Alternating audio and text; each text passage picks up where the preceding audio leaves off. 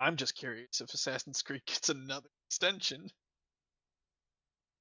Like, I have a feeling that extension wasn't, oh, we're in a bad window, to, oh, we need more time to polish. Oh, so bad on launch, bug wise.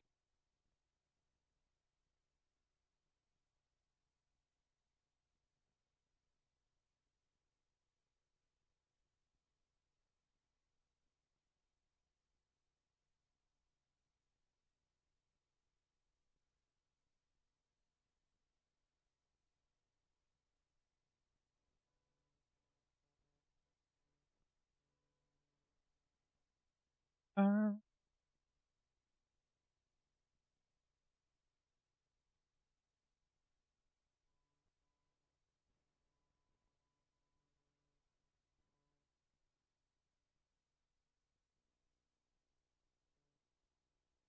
yeah,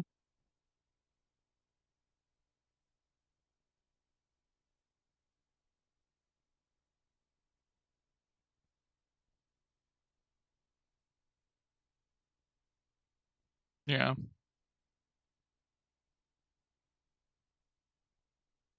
Mm,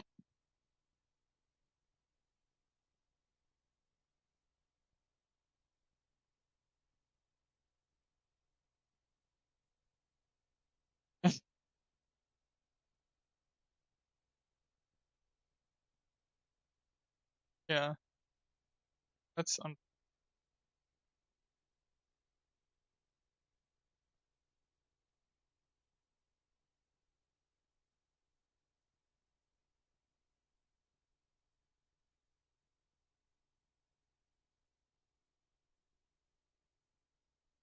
Yeah.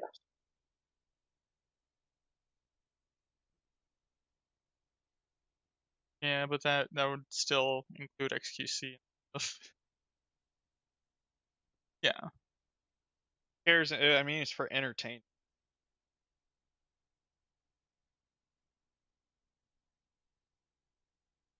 Oh, he's on Twitch. I don't think anyone exclude. Yeah, he's on the group main.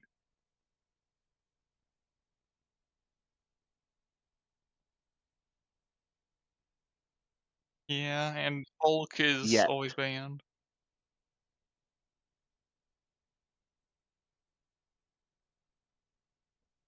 Yeah.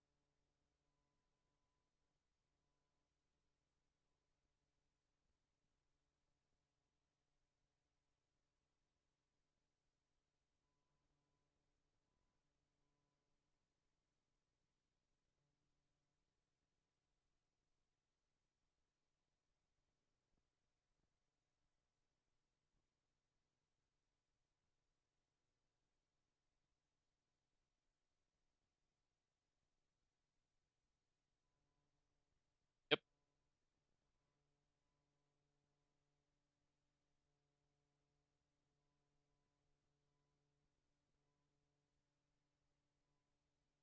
Also mean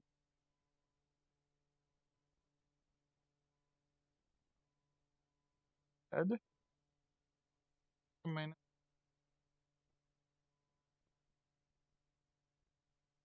load.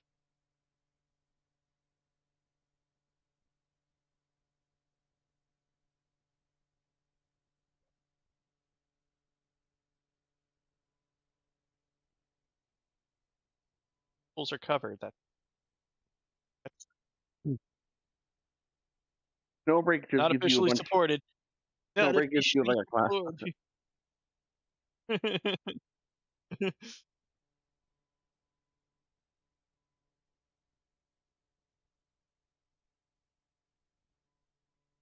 Oh, that's right. Out. XQC is 81.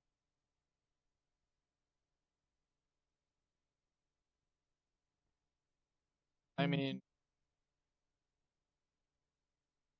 guy likes to let Sean.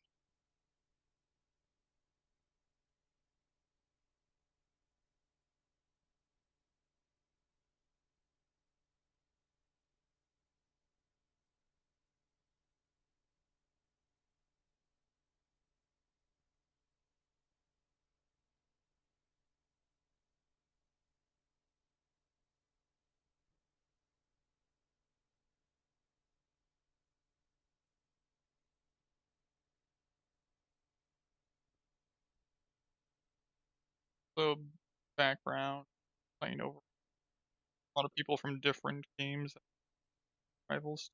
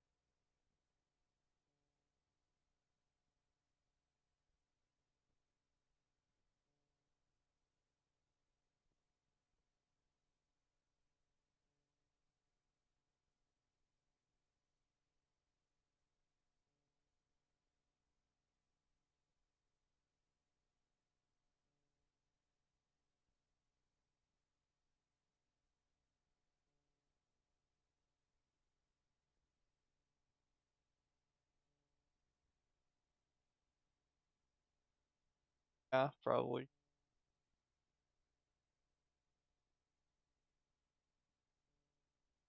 Yeah.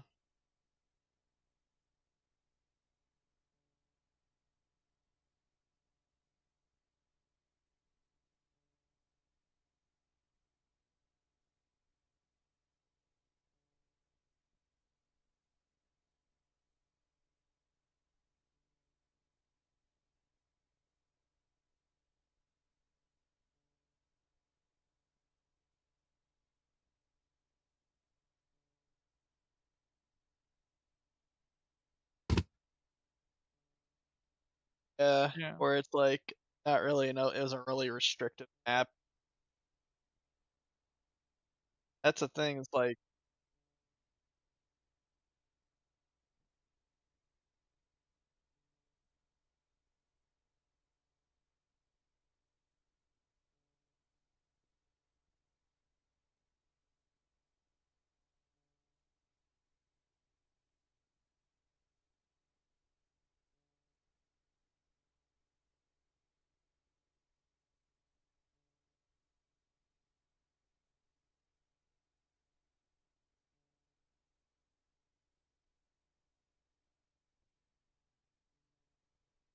I mean, that should be evident.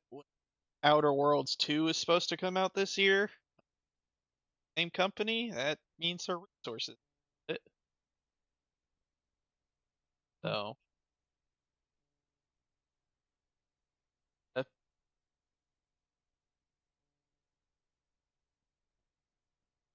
March is still brutal. We'll have, I mean, have Killing Floor, Atom Fall.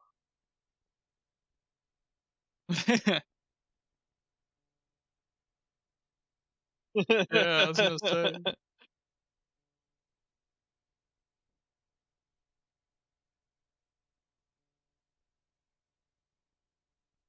There's not really a good month to release. I forgot Last of Us. Dumb. Why does it need?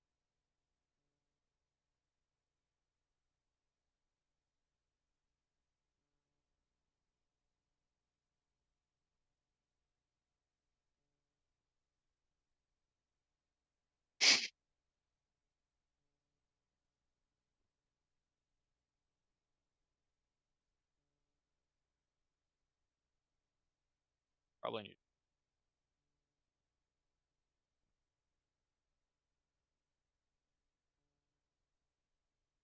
everything.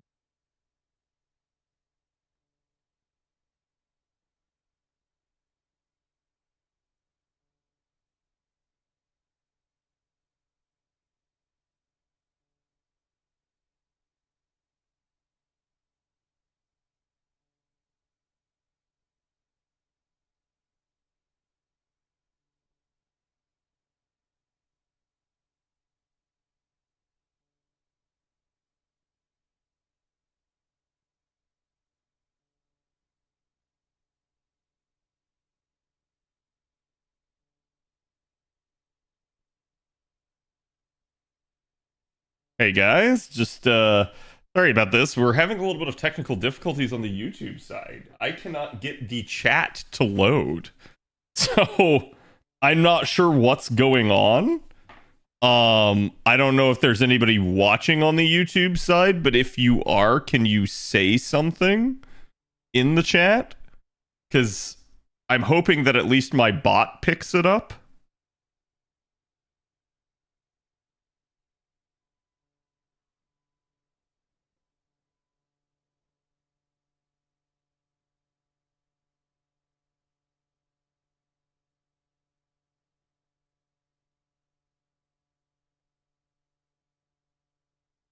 There we go. Okay. Oh, burning. Perfect. Do I have you modded on that side, burning?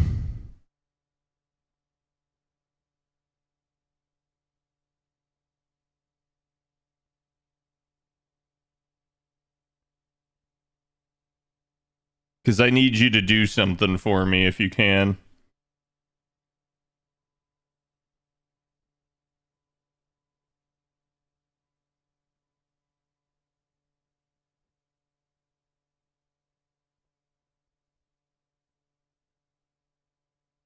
Yes? Okay. Do me a favor. When I post the command on the Twitch side for the artwork, will you copy it and paste it over there so that the bot will take it? Is it working? I can't see the actual chat, but I can see you guys via my chat bot. So I can still read your comments. But I for whatever reason, like YouTube chat still just refuses to load. I've even like completely closed the browser and everything. So I don't know what's going on with it. It's probably something on YouTube's end at that point. Like maybe just their chats for live streams are buggy on the streamer end. But okay. We are good to go. I did get the tweet live chat. Do me the favor and go give it some love if you haven't already. And we are getting started. Hello, everybody. Here is the artwork. Do me the favor, burning, and copy that over. And again, welcome to Friday. You guys made it to the end of the week, or at least what I hope is the end of your week. But yeah, we have a pretty like just straightforward day here today. It's the same as yesterday, which is very rare on this stream. I normally don't have like just back-to-back days where we're doing the exact same thing. But quite literally, we have had no news on either server. There is nothing that FGO has come out with right now other than story on NA and the new event on JP. So as a result, that's all we're going to do. We're going to do the event on JP and then we're going to head into 7.2. Did you hear the Veil Guard studio got shut down? I don't think it's been shut down yet, but apparently they're going to shut it down. I did see that they said that the lead developer in charge of Veil Guard left, which I'm not sure that's entirely on the lead dev. It may be, right? Like maybe they were the ones that made all the decisions for that game. But I'm going to say this, and it has to mean something in the sense that, while yes, the lead dev is in charge of the like decision making for the game to the largest degree, the lead dev has a boss. And who is that boss? Well, somebody higher up the food chain in EA. So at the end of the day, while the lead dev may have been the reason that the game didn't turn out so hot, I still have to fault EA. And the reason why? I saw someone say it just the other day too, that like the issue with Veil Guard is that it is still not at all what anyone wanted. Nobody wanted that game. There are people that are like, oh, I wanted it. No, you didn't. You wanted Dragon Age 4. It did not need to be Veil Guard. Okay? Nobody wanted Veil Guard. Everybody just wanted the continuation of the Dragon Age series. So, at the end of the day, they tried to restart the whole story. Did they? I heard something like people were saying that it was like a reboot or something like that. I never like saw that because again, I didn't play the game. I'll probably someday, like when that game goes into like bargain bin to be thrown out at like $5, I'll probably finally scoop it up in a Steam sale. Okay? But there was not a chance in hell, not a snowball's chance in hell, that I was going to pay anything close to full price for that game. Okay? And largely, it's EA's fault. If you go back and so that you guys understand, right? What is Dragon Age? For those of you guys that don't know, Dragon Age started out as basically what was supposed to be the spiritual successor to Baldur's Gate 2.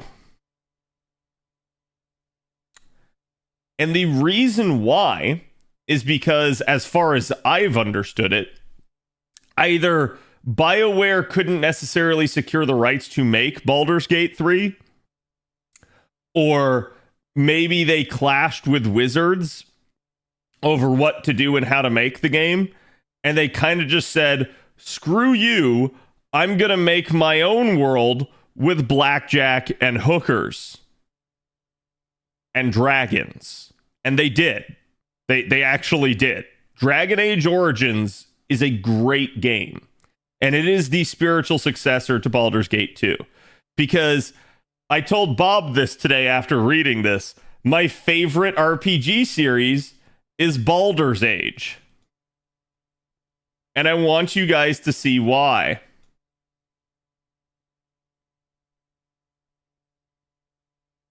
The series goes like this. Baldur's Gate 1. Baldur's Gate 2. Dragon Age Origins. And Baldur's Gate 3. Do you want to know the actual hilariousness of this? BioWare made every single one of these games. Except this one. BioWare didn't make Baldur's Gate 3. They made Baldur's Gate 1, Baldur's Gate 2, and Dragon Age Origins. This is why, like, old school BioWare was goated. They were like the most famous RPG maker of their time because they literally had such a pedigree for tailoring and crafting amazing stories. No, Icewind Dale, SMH my head. And listen, let's not get like Icewind Dale and Neverwinter like in there, okay? Because that'll just convolute things, and I want chat to understand. So here's the thing, right? So BioWare made Baldur's Gate 1, very well received. BioWare made Baldur's Gate 2, very well received. Long time goes by. BioWare can't make, for whatever reason, Baldur's Gate 3. So BioWare makes Dragon Age Origins, their own IP. And it is considered to be the spiritual successor to Baldur's Gate 2 when it comes out. It is literally ushering in a new era. And then they were acquired by EA. They were forced to use the Frostbite engine. They were forced to pump out Dragon Age 2 in under 2 years, which is, I want to say, like, absurd and unheard of in the video gaming industry. I'm not going to say unheard of. That's not right.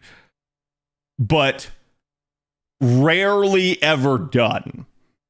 And they managed to produce an actual, like, remotely complete game. It's kind of ass. The story for it is okay, but it's kind of ass. Okay? Because it's just literally full of reused assets and extremely, like, linear in how it flows. It could have been so much better, right? But again, this is why I say, like, at the end of this, EA has to accept responsibility for some of this. It is not purely on BioWare's head. EA has been forcing them to use the Frostbite engine. The Frostbite engine is great for shooters. The Frostbite engine is ass for literally anything else. Why? Because the engine is made for shooters. It did not have any modules for anything else remotely resembling an RPG. Which meant BioWare had to actually craft their own modules for their game engine in order to even get something to work in the form of Dragon Age. This is also where you have the shift between Dragon Age Origins and Dragon Age 2 towards action combat and, like, away from the more methodical turn-based or strategic approach. See, this is actually really funny. Technically, Dragon Age Origins is not turn-based. It's actually, more than anything, either real-time or, I guess you could call it kind of like an ATB gauge. You have a time that it takes you to perform your actions and for your cooldowns to come off, but quite literally all that's doing is gating you, and it's functioning in real time otherwise. So it's almost like playing one of your old JRPGs, like, say, Final Fantasy VII, where you have an ATB gauge. Except you have a 3D environment that you can move around and do stuff. So there's a little bit of strategy there, too. So again, Dragon Age Origins, really fun game. Really old, really jank at this point, but still a really fun game. Years go by, they make Dragon Age 2, they make Dragon Age 3, they make Dragon Age 4, okay? And in all of these, none of the other Dragon Ages were a spiritual successor to Dragon Age Origins. You have to literally go from the release of Dragon Age Origins back in the early 2000s to the release of Baldur's Gate 3 before you finally get the true spiritual successor. That's what's so stupid. You also miss KOTOR? Listen, that's a completely different IP. But yeah, no, like, literally, that's so stupid. And this is what I said, if you guys remember, back when Veil Guard was coming out, and I was pointing out to them, you know, like Baldur's Gate 3 had come out in the prior year, right? I said, man, those devs have to be kicking themselves, knowing full well that they made some, like, slop shit version of God of War as their Dragon Age, instead of actually making another, like, CRPG like Baldur's Gate 3. They know that if they had made a CRPG form, they might have won Game of the Year themselves. But they didn't. They fucked up. And I'm gonna be real with you, like, even if they had made a CRPG, the staff at BioWare is just, at this point, I consider them to be compromised. They do not have the capability anymore of making the original things that made BioWare famous, because all of those people left, and all that remains are the underpaid stooges, because they fired all of the like veteran people because it was too costly to have them on the payroll. They were tenured. They had so much seniority and clout and power, and we had to pay them too much. And it's like, yeah, you did. You did have to pay them too much. They were also the reason that you had good games. And now look at you. Now you don't have good games. Mr. Trubs, thank you for the raid. Welcome, everybody. I was explaining to everybody, apparently the lead developer for Veil Guard left BioWare. And apparently the studio within BioWare that was in charge of Veil Guard is probably going to get shut down now. So it's really interesting, and I was talking a lot about it. But, like, yeah, it's just... I can't say that it's not deserved at this point. Like, I love BioWare, but I still love BioWare. It's just that the company that exists now called BioWare is not BioWare. It's like some sort of like poltergeist that has taken on the like appearance of BioWare. Like, BioWare is gone. It's dead already, chat. We can mourn it because it's actually dead. Like, the BioWare that exists today is not BioWare. Good BioWare, currently trash? Exactly. And yes, guys, if you haven't ever, make sure you go follow Mr. Two Love Trouble. He's a good buddy of mine and member of Team Explosion, my stream team. And as you guys know, he is also a resident translator for all of the JP news for FGO. So again, go check him out. He's still just a fun guy to watch. Highly recommend you guys go give him some love if you haven't already. Same logic why Circuit City crashed and burned. Yeah, it's like... I hate that it came to this, but it's just the truth of the matter. Like, I have purchased every single Dragon Age game until Veil Guard. I didn't bother to purchase Veil Guard because I could already tell as Veil Guard was coming out, it just looked problematic. It looked like it was going to have issues, right? So I'm just like, nope, I'll wait. I'll wait until it's $5. Pick it up via Steam sale. Management shareholders don't realize that labor is not a cost, it's an investment. I think some management does, but they're probably not like the board. They're probably not like the upper level of management, right? And that's, I think, the problem there. It's like whoever's in charge of cost cutting doesn't realize that it's better to keep people on. So, and I'm going to tell you guys, right? Like, again, they started teasing Veil Guard. Like, so here's the timeline as I know it. We had leaked alpha footage where they revealed that it was going to be this like God of War type clone in terms of the combat. And I immediately looked at that and said, ah, shit, here we go again. Because I knew it was going to be problematic. And I also even pointed out at the time, they would not have the capability of actually being able to translate that well with certain classes. Like, because the leaked footage showed a sword and board guy like running around doing shield bash and like jumping to people and doing all that stuff. I'm like, you're not going to be able to do this with every class. Because like, if you guys remember back when they did like Dragon Age 2, the mage class wasn't a mage. It was like literally a like Chinese monk with a staff, and then just like at random points within you twirling your staff around your body, a magical projectile would shoot out of the end of your staff. That's really all it was. Like, they tried to like disguise you doing like taijutsu as like basically you casting magic. And I'm just like, no, it never really struck me as being correct. Okay. So I knew that was going to cause problems. Then from there, we got news that they, what was it? They fired the lead writer for Veil Guard. Now, I want you guys to think about this, because back when they fired the lead writer, it wasn't called Veil Guard. It was called Dreadwolf, which I would still like to go on the record as having said, as much as I don't like Silas, or wait, is it Silas? What's his, whatever the character's name is that's considered the Dreadwolf. As much as I don't like him, that was still a way cooler name than Veil Guard.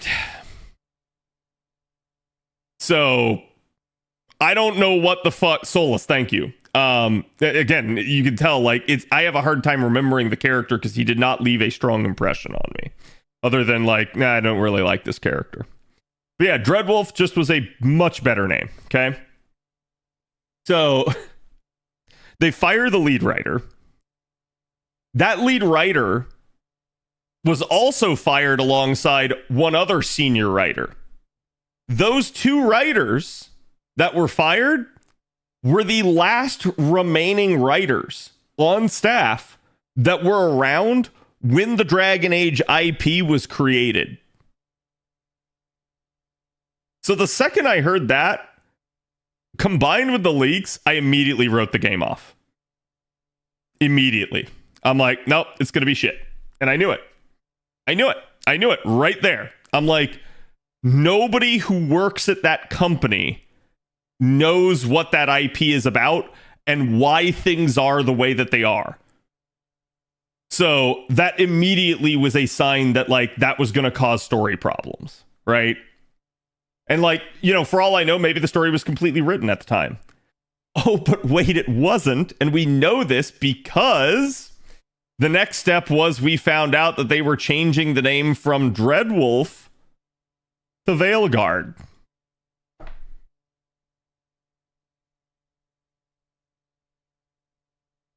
And so it's like, you fired your lead writer and you completely rebrand. I'm like, oh no. Oh no. Then from there, they actually teased the game. So we finally got teasers and trailers. Okay, so TNT. And none of that helped. The original teaser looked overly cartoonish. A lot of people had an issue with the aesthetic that they were trying to go with for the characters. And the trailers, especially the very first trailer, doubled down on that and made a bunch of people immediately go, nah, this looks like ass. And it was from that point on, they were fighting an uphill battle. They were doomed. They had already lost the, like, court of public opinion on the game. So, yeah, and that's all of that is prior to release. That's not even, like, the drama that was happening around release time where people found out about, like, some of the stuff in the game and people weren't liking it and yada, yada, yada. None of that. All of this was self-inflicted wounds leading up to the release of the game. And where they went wrong was not at release. It was all the way back here before the alpha footage even leaked. The design choice for this game was just asinine.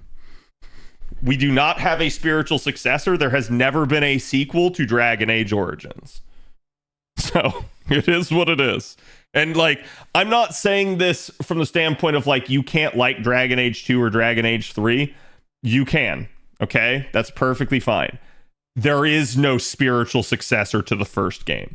The first game is how the series was supposed to be. The second and third games are bastardizations of that.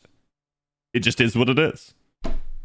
To a large degree, I can also kind of say that, like, this is just how, like, Final Fantasy is now. Like, kind of post Final Fantasy 12. I mean, you could maybe argue it's post Final Fantasy 10, but, like, it's very similar in that form. And it's like, I have no problem with action games. I have no problem with that style being a thing. But they have, like, companies have got to realize with these game IPs, if you don't like the way a game IP currently is, either stop making new games for it, challenge impossible, or come out with a new IP, challenge even more impossible. Stop co-opting the IP and changing it into something that it's not and ruining it. That is what, like, pisses me off nowadays. And again, like, I've thrown this line out numerous times over the years, but I remember watching Co Carnage and him saying, you get to a point where you get old enough that you live long enough to see everything that you cherished in your childhood corrupted and destroyed. And he was so right. He was so right. Like, every game that you've ever loved has now been, like, monetized to all hell. And you're lucky if there's, like, some gem back there in the past that hasn't been, like, scummily, like, turned into a live service, given 13 new iterations, or, again, like, remastered, re-released, like, 4 times. So it's like, man, it feels bad, but it is the truth. Also, how did I end up on this server again? Nintendo hasn't been too bad yet. See, that depends, because some of what, like, Nintendo has tried to do is Nintendo has tried to make the claim of, like, oh, okay, but you gotta, like, get it via our subscription service now.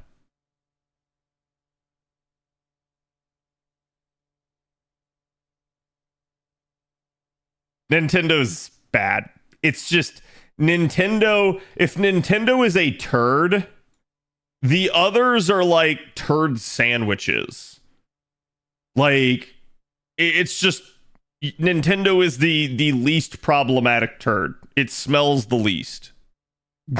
That's really all it is.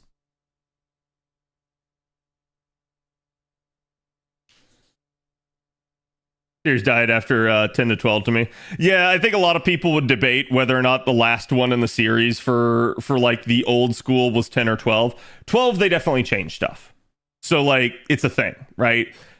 To me, though, while they changed it into more of a, like, active 3D environment with 12, 12 actually still does have, like, ATB, and people don't realize that. So, to me, 12 got a lot of shit for the developers trying to bring Final Fantasy into the new age while still retaining its core. And because 12 got a lot of shit, literally all the, like, more recent iterations of it have just completely gutted the core of Final Fantasy. You don't have that anymore. Instead, what makes a game a Final Fantasy game now, chat? Well, I'll tell you what. It has chocobos.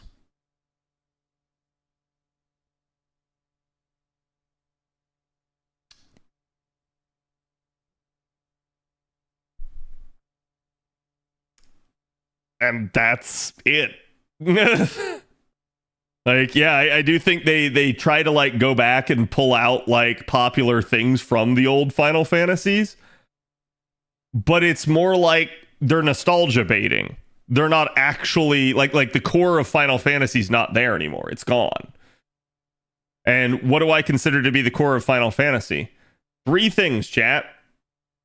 And you can tell me I'm wrong, but this is the core as far as I perceive it. Turn-based combat. Actual love interests. Some sort of love story, right? And a party, an actual party that you can control. At least the 7 remake gets that. But man, the other Final Fantasies do not. They usually, if you're lucky, have one of those 3 things. Now.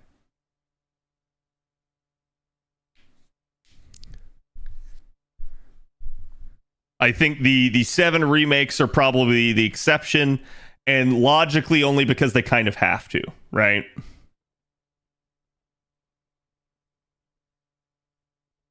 Either through early access or DLC. Yeah. I think like we now have this point where like early access is not early access, chat. Early access is you are now the instead of the company paying people to do quality assurance on their product, you are now paying the company to do quality assurance on their product. That's what early access is. There was so much love in that bro car. Come on. There was. However, guess what, Zev? You didn't get to control them. The party aspect is there in spirit only.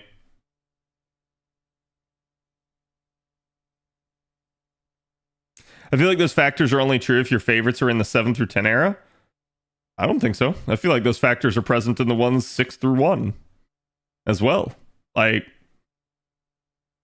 I mean, like,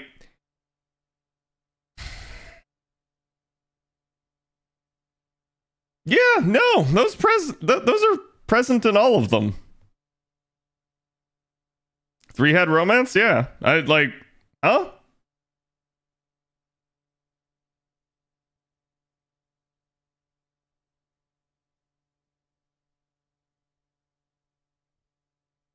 One had romance? There are definitely females in your party. I don't remember if you get to romance them or not.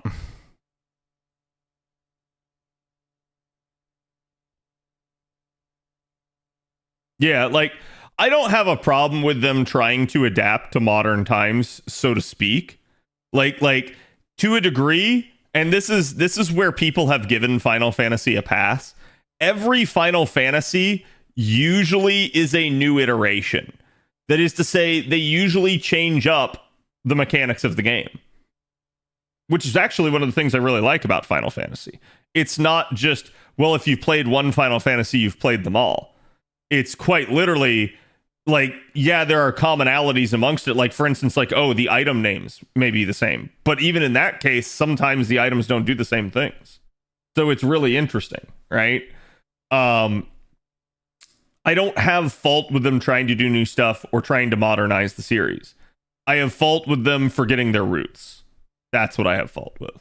And like I said, at least with 7R, they haven't, but it's mostly because they know they can't on 7R or people won't forgive them.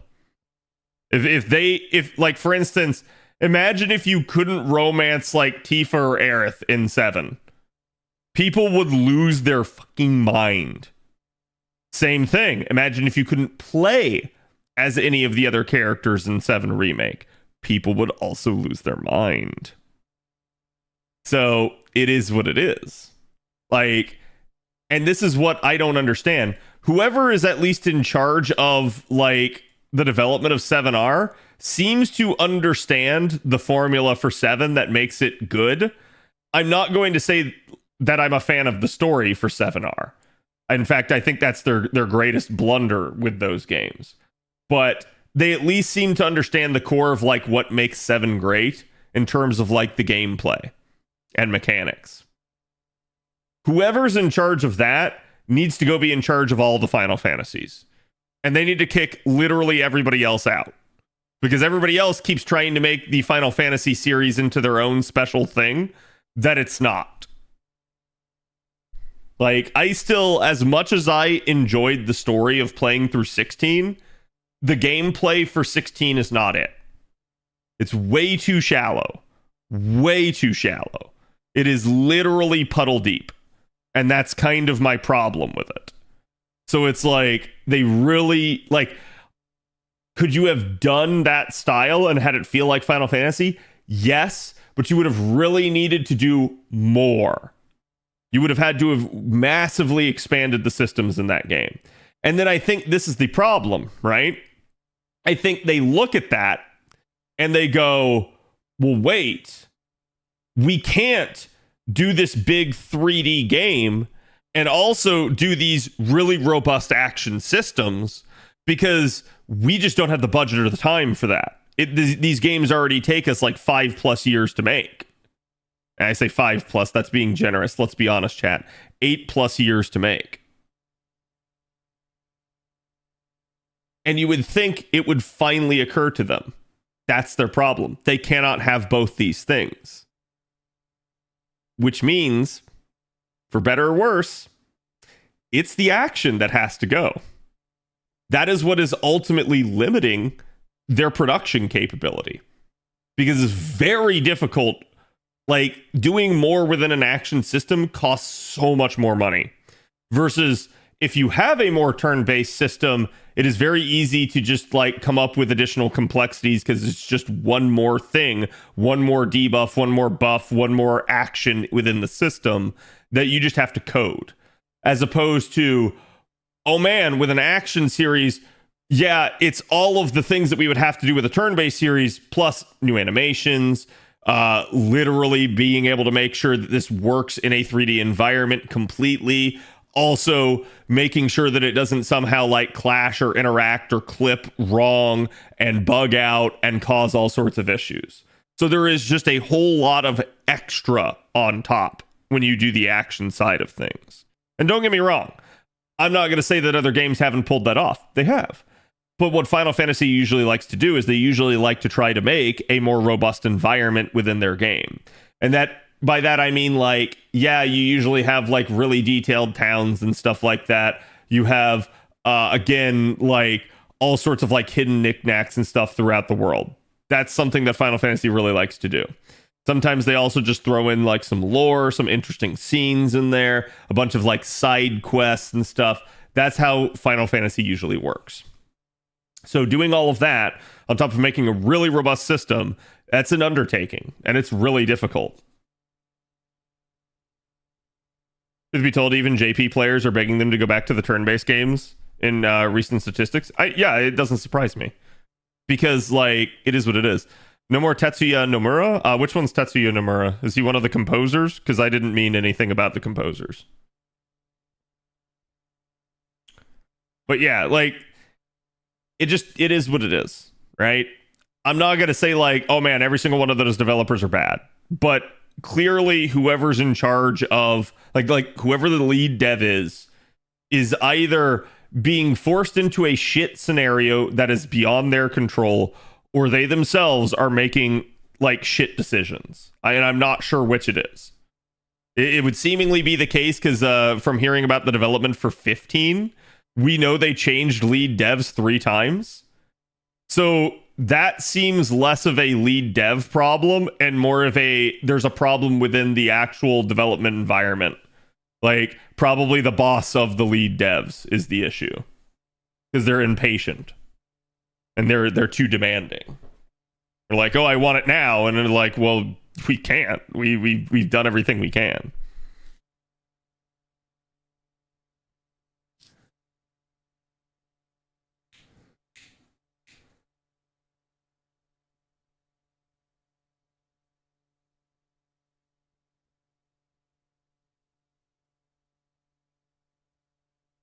Modern gaming really doesn't feel like that at times. Yeah, I mean, like, and to be fair, chat, I'm gonna give 16 some credit right now. 16 did 2 things that I really liked. 1, it brought back love stories. 2, it absolutely was better than 15. Though, to be fair, 15 was like bottom of the barrel. It was literally like in the depths of the Marianas Trench. 15 had so much like potential. It could have been such a good game, but again, it was mired in development issues and just is kind of dysfunctional overall. Again, people have told me like, oh, well, with the DLC, it's much better now and stuff. And I'm like, no, that doesn't make it not a shit game. Right. And the reason why, okay, that's going to be a problem. The reason why is if you go look at it, you have to judge the game off of its original like implementation. You don't get to revise it and be like, well, it's better now that there's DLC. The original game was the problem. and was the reason that, again, like, it was not more popular and didn't make them shit tons of money and all of that. 13 versus 15. You got 13 because of the reaction to 12. Like I said, they tried to modernize the series with 12, and in doing so, they really stripped a lot of what made Final Fantasy, and that was kind of 13. I think 13 still had some of it. 13 was not on life support, but 13 has problems. And 13, so again, you literally got 13 because of how the community reacted to 12. So how do you think the community reacted to 13? Guess what? That's why you got 15. That's why you got the clusterfuck that was 15. 15 had a problem of the developers knowing they needed a win and it just being a pressure cooker environment. And there's a lot of like potential in 15. It's just not well executed. 10.2 did address, 13.2 did address some of 13's issues. Yeah, it did. Like, and so again, at the end of the day, it's difficult to say, but it's like, okay, 13.2 is its own game. So you can't really just go back and look at 13 and say, oh, well, 13 is a good game because 13.2 exists. It's like, nah, it doesn't work like that, right? So it is what it is. But that's another series that like needs to get better in a hurry. I don't think 16 is a bad game. I think 16 is their best offering since 13, which again, like I almost want to say since 12, but I actually think 13 is a better game than 16.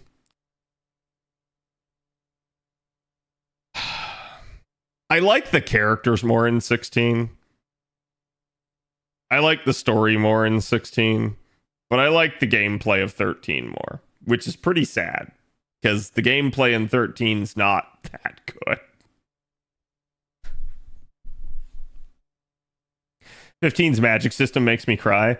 I've seen people try to stump for 15 before, and again, like, if you guys like it, it's fine. I'm not trying to like denigrate you in any way, shape, or form if you like the things that I'm shitting on, okay?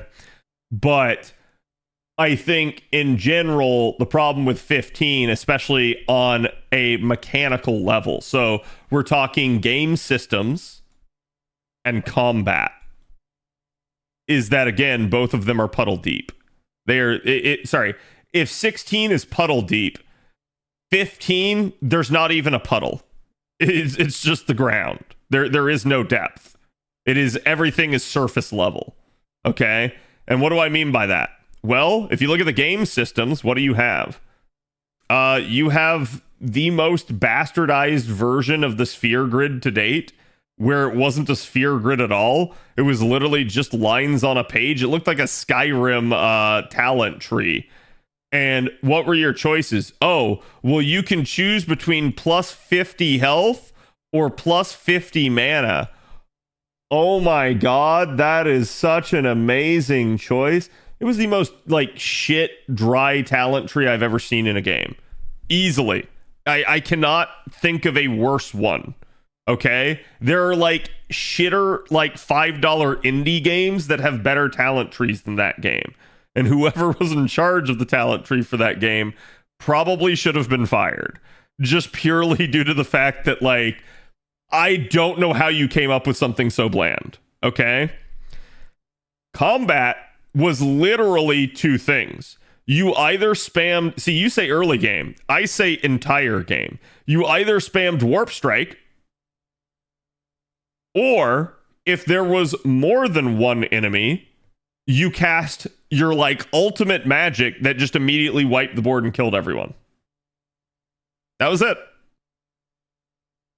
Like, the magic crafting system in that game had a lot of potential. They just didn't balance it right. So it ended up being, like, kind of poop. I comboed? Yeah, like, it just... You just sat there and just like, oh man, now there's more enemies. Okay, just nuke them all from orbit.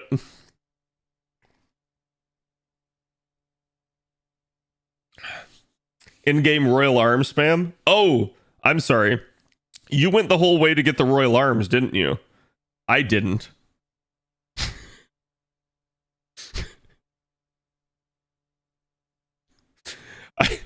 I just warp strike spammed because I could, because the game didn't stop me from doing it. And I just literally beat the whole game that way. And it was fucking hilarious. Maybe a summon here and there? You had summons? Yeah, that's the other thing. Thank you for reminding me. Final Fantasy 15 doesn't have a summoning system. You can claim that it does, but it does not. Because again, I played through the entire game without a singular summon. In select areas, yeah. It's easily the worst summoning system they've ever had in any of their games. It was RNG, wasn't it? Yeah, it was only when certain conditions were met, and it was still RNG. It's such a so this is the epitome of you know how the FGO devs chat are like, hey, we don't want to allow you to skip combat because you won't be able to see the cool NP animations that we spent all this time on. I agree with that sentiment, right? And it makes perfect sense from a developer perspective. So it makes no sense to me with how high budget some of the Final Fantasy 15 summons were and how much effort went into crafting those animations, that they are the least used mechanic in the entire game.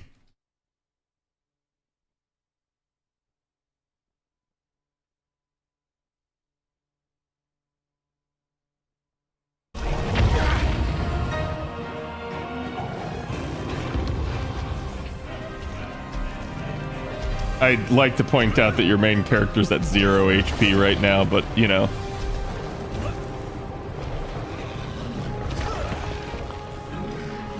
Hold on, let's change it to 1080. Which now makes the thing not work.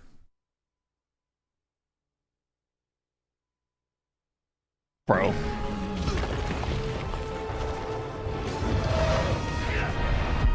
Look at this. Look at how much animation budget went into this.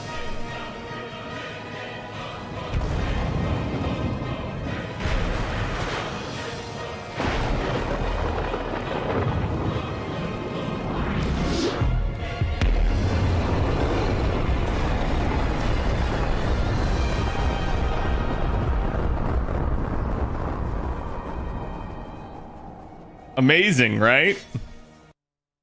And I want you guys to understand this.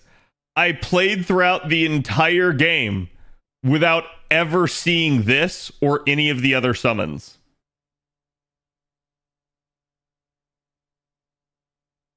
Somebody had to make all of that. And there's so much effort put into that. So many man hours, I guarantee you. And it is so unused. I feel so bad for whatever developer was in charge of that. They did such a great job to have it squandered by shit design choice. And I mean it. Actual shit design choice. I'd resign. I would too. And to be fair, I think that has happened. Apparently Final Fantasy devs have had quite the turnover because again, the working conditions are not too great. So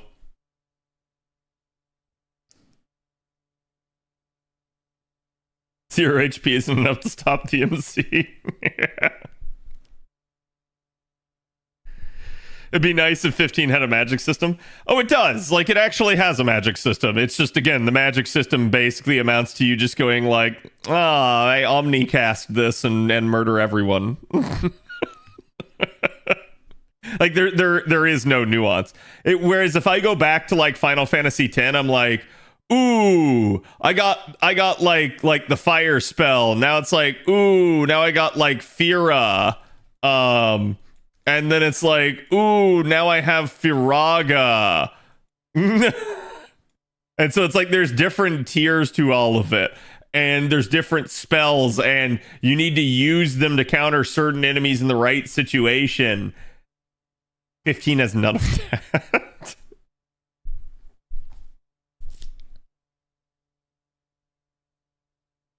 Summons in Final Fantasy games are certainly just one tier short of it these days. So imagine being so dumb as screwing that up. Yeah, like I said, like it's they clearly did so much work and so much effort there. I just feel bad for whoever was in charge of it. Okay, so this is the silver node. Oh, what was I doing here? Actually, how many points do I have? Because I think I like brute force ran this with like my Ishtar just to get more Buster points, and I'm still behind on Buster points. Good God, man. Yeah, I might have to just. Well, no, I shouldn't take that because there's no bronze in this node. Fudge.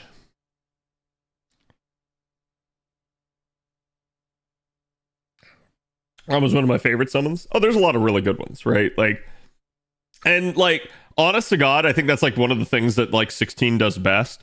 It basically puts the summons, the icons, eidolons, espers, whatever the hell you want to call them, okay? Because they're known as different things across the different games. But it puts them front and center and puts them in epic battles. And I can give them shit for it being like almost like a movie in some cases where it's just pure cinematic. But I will say the boss battles are the best part of Final Fantasy 16. Hands down. Absolutely hands down. Like, in that part, it is a cinematic masterpiece. But gameplay-wise, I think it leaves a little bit to be desired. But no, like, I mean, crap, what was it? The, Was it Bahamut? Was it the Bahamut one in 16 that was just like so just amazingly epic looking the entire time? Like, it was easily the best thing in that game.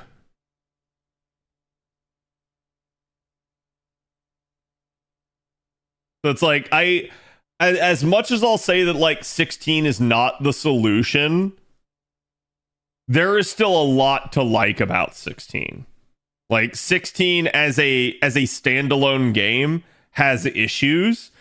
16 as a Final Fantasy entrant has a lot of like nods towards the Final Fantasy series that make it nostalgic and make it good. I think the series should not go down the path that they tried to do with that, but I don't think it's a bad game. Like, to me, that game is like probably like a 7.5 out of 10. It's not bad. It's absolutely playable. It is an enjoyable experience to a degree.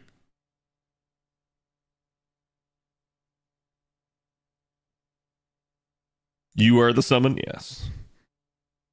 You look at me. I'm the summon now.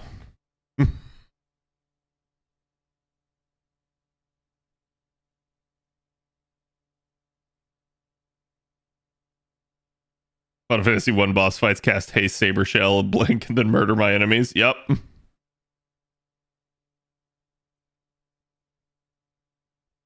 Yeah, like, this is why, to a degree, I really like the 7 remake, because the 7 remake does kind of let you choose.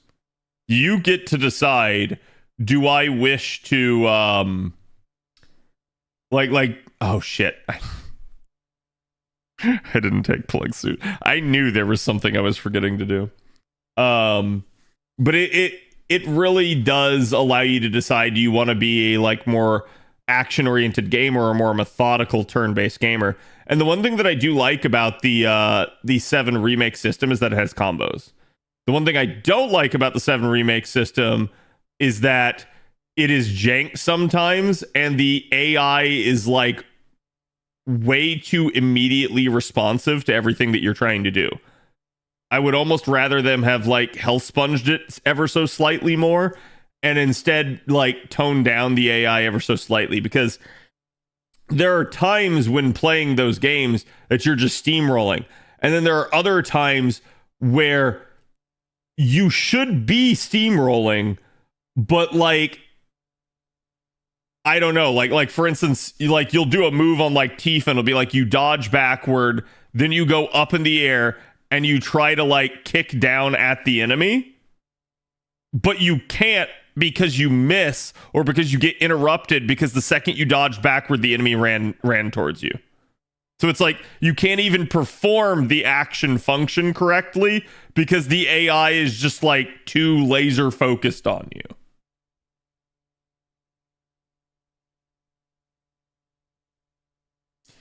Yeah, which Bahamut is best Bahamut? I hate to say it. The answer is 16. 16 has the coolest Bahamut. There are like a lot of cool Bahamuts because Bahamut in general is just cool. But 16 is the coolest. At least that I've ever seen it.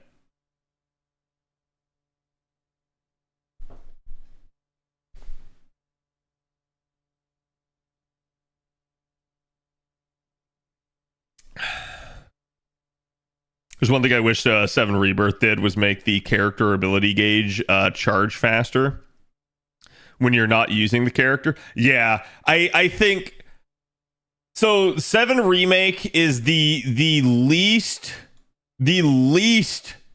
party control I will accept. What do I mean? I consider 7 Remake to be a party game. I do not consider 15 to be a party game. Being able to occasionally, like every 45 seconds, issue a singular command or two to your party member that is AI controlled permanently off in the distance is not you controlling your party. That's bullshit. That's ass. That's stupid. Okay? At that point, get rid of them. They serve no real purpose. But at least in 7 Remake, you can switch to individual party members and do it. But yes, I have noticed that the problem that 7 Remake and, you know, again, like 7R basically has across both the two games now is that when you're not controlling the other party members, they may as well be like vegetables because they just kind of sit there and they just take hits and they never do anything. At minimum, I would wish that when you're not controlling them, they attempt to dodge damage and fight defensively. But they don't even do that. So in that regard, it's like, come on, man. Like, but again, the fact that you can at least like switch around and control them individually, okay, I'll give them that. You also can, in 7 Remake, pause and issue the individual party members' orders. So that's also why I still consider it to be a party game. It's just, it is the bare minimum for what I will accept as, hey, this game is a party game.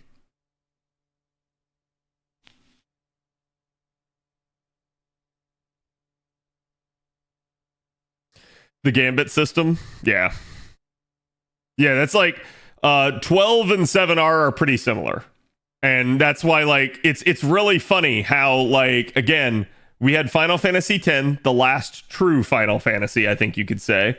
We go to 12, where they try to modernize it. Everyone got angry. That led to the colossal fuck-up that was 13, which led to the even more colossal fuck-up that was 15, which led to 16, okay? And 16 is at least more returning to form, but it's only because, like, these two were, like, falling off the cliff.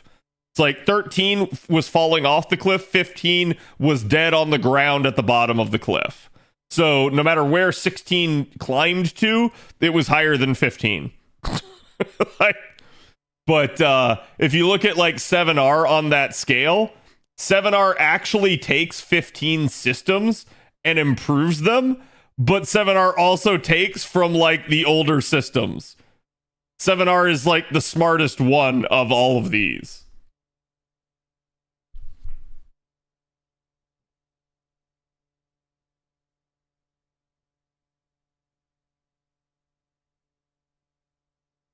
May as well trigger that. You can still play it like it's turn-based, but it's a lot slower. Yeah, they probably should have put some quality of life in for something like that.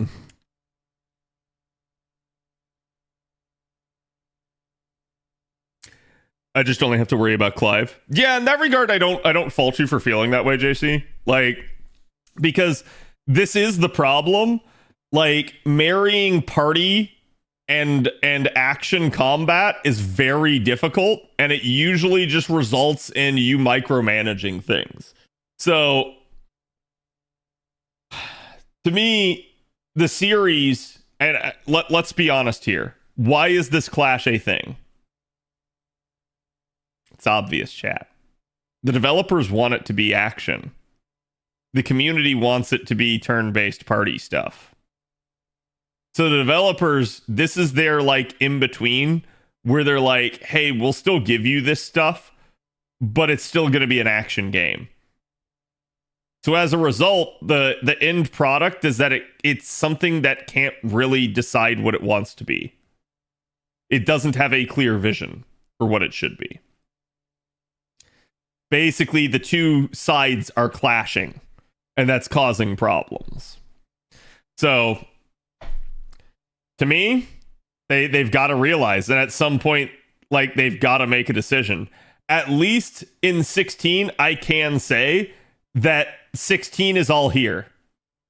15's like right here. 7R is like right here. But like 16 is all action, 15 is like 95% action. And 7R is like right smack in the middle. Okay? But yeah, it's like, I don't really care, but I do think, like, you can see, due to the popularity and success, 7R has been more successful than 15 or 16. And yeah, you're seeing a shift back towards this because this is what the consumer wants. You will see this. And I'm not going to say that, like, there aren't consumers out there that don't want action combat. There are. However, this is a problem of their own making, and it's the same thing as like with Dragon Age. In Dragon Age, you now have two fandoms. You have the action people and the, I'm going to call them like CRPG people, because I can't really call it turn-based. It's more, they want more like strategy and party-oriented stuff. This just wants button mashing. So there's two fandoms. Which is the correct one? The answer is neither. Because this is a problem of the developer's own making. The developer caused this divide by not having a clear vision for the series, by implementing different styles of game within the series. So the developer caused this issue. It's not the community. The community wants to think it's the action people versus the CRPG people. It's not. It's just there are two groups of people. It's like, I don't know, like having Protestants and Catholics together. You're part of the same religion overall, but you're different sects within the religion. So again, you're just causing internal strife because of that. But you go back to this and you can only say it's the developer's fault, because the developer tried to change what the series was. So the original fans feel jilted, and the new fans don't want you to go back because they like the way the series is now. So what do? There's no right answer. No matter what you do, one of these two groups will get pissed off. No matter what you do. So like I said, same thing with Dragon Age, same thing with Final Fantasy. And it's all the developer's fault. I don't want anyone in the community to blame themselves. It is not anyone's fault on that end. The people that like Final Fantasy for action are absolutely correct. The people that like Final Fantasy for turn-based stuff are also absolutely correct. It's the developers that are wrong. Pick a lane and stick to it. Exactly. They have deviated from the core vision of what the series was supposed to be. It's no one's fault other than the developers. The developers got greedy and they tried to change things. They tried to appeal more to the masses.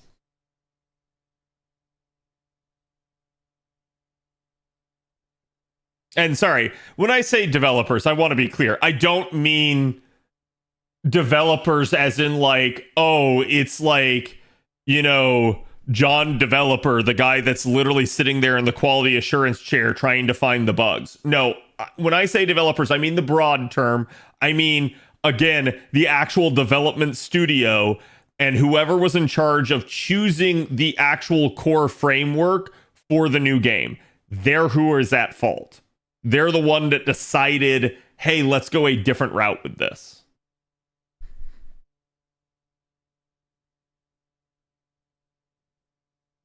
And so in doing so, they split.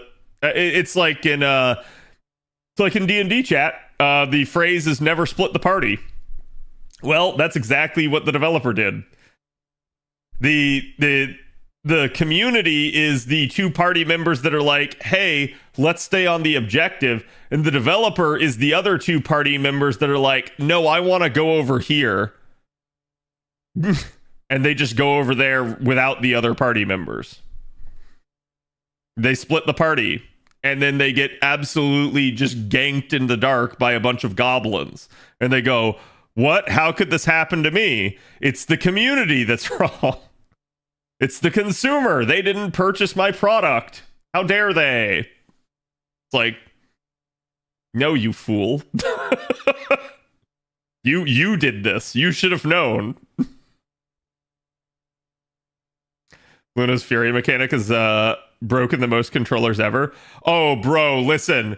Imagine like all the people that complain about like stick drift and stuff on controllers nowadays.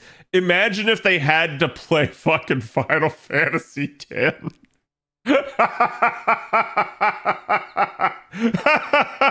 Hold on, chat. Where is it? Where is it? Literally sitting right here on my desk, okay?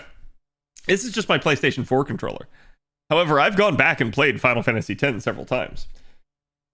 And I don't know if chat can see it, but if you look right on the edge of this controller, right here, you see it in the light? See how it's smushed on that joystick? That's why. It is literally the rubber on the edge of this joystick has worn off, because what you have to do with, let me warm up my hand here, with Lulu shit, I usually put my actual hand on the joystick and I go like this. That is the fastest you can rotate your joystick. The fastest.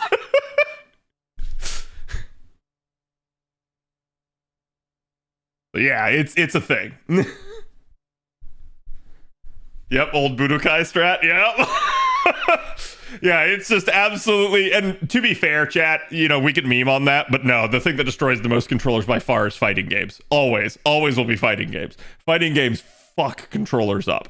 And that's exactly why they have like more robust like game pads nowadays that they use, the actual fighting sticks, where they're basically like arcade versions, because they know. They know they would destroy a normal controller if they played with it for too long.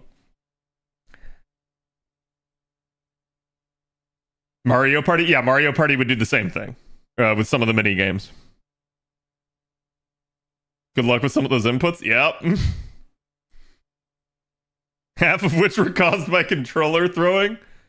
Yeah, it's wild when you got stick drift and it drifted right into your flat screen TV and broke it, right? Like, it's like, I've never seen stick drift cause a monitor issue like that.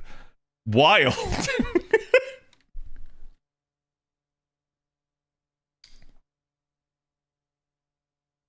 The amount of damage to controllers Tekken has caused. Okay, so I have a confession, chat.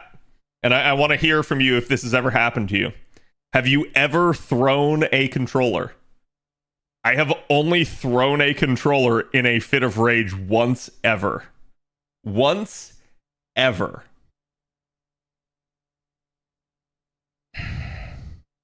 No? Come on, chat. Fess up. Fess up.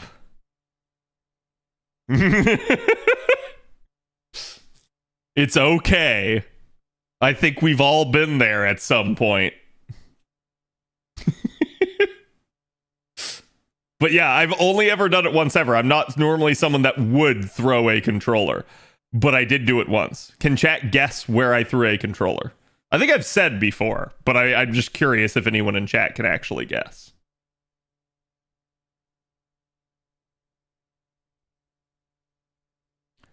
Throwing it onto my bed?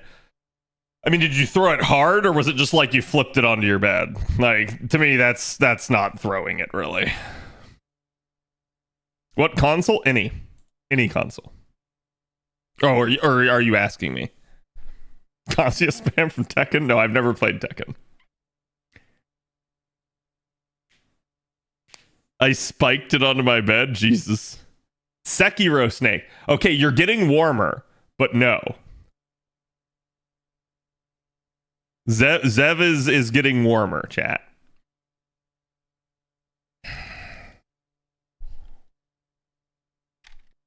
Think about what games cause me to mold. Dark Souls 2? No. Elden Ring? No. Dark Souls? Yes. Okay, chat. Smog and Ornstein? Yes. Ornstein and Smog were the only time I have ever thrown a controller. The only time. And it thankfully did not destroy the controller, but man, was I pissed. Because I think I wiped on like 5% or something like that left on the final combined form of the two of them. And I was like, I'm so angry. I was so angry, dude. Though, to be fair, that was like back in the original playthrough. I'd never played, anything like that before because I started the series with Dark Souls, so I had never played Demon Souls. So like, that was my first time ever playing a Souls-like, and I played it, and I was having a blast with it, basically, until that point. Until that point. That point was, And actually, if I remember correctly, I had to quite literally like go back, and I either completely restarted the run, or I literally had to go and like farm up an entire new like weapon, because I think I was using a lightning spear. I think I was using spear and shield, because in Dark Souls 1 shields are OP. And I was literally using a lightning spear, and it had carried me throughout the entire game until Ornstein and Smog. Because Ornstein and Smog are the first lightning boss. And that spear did jack shit against them. Over Tetris? That's fucking wild.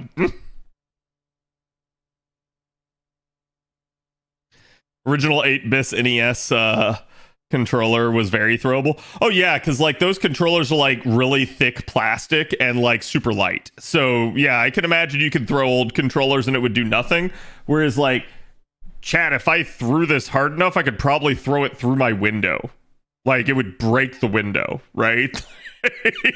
This sucker's heavy, and part of it is because, again, like if you actually look at the controllers, if you were to take them apart, you could like see like there are weights in the controller to kind of give it heft to make it feel more comfortable in your hand.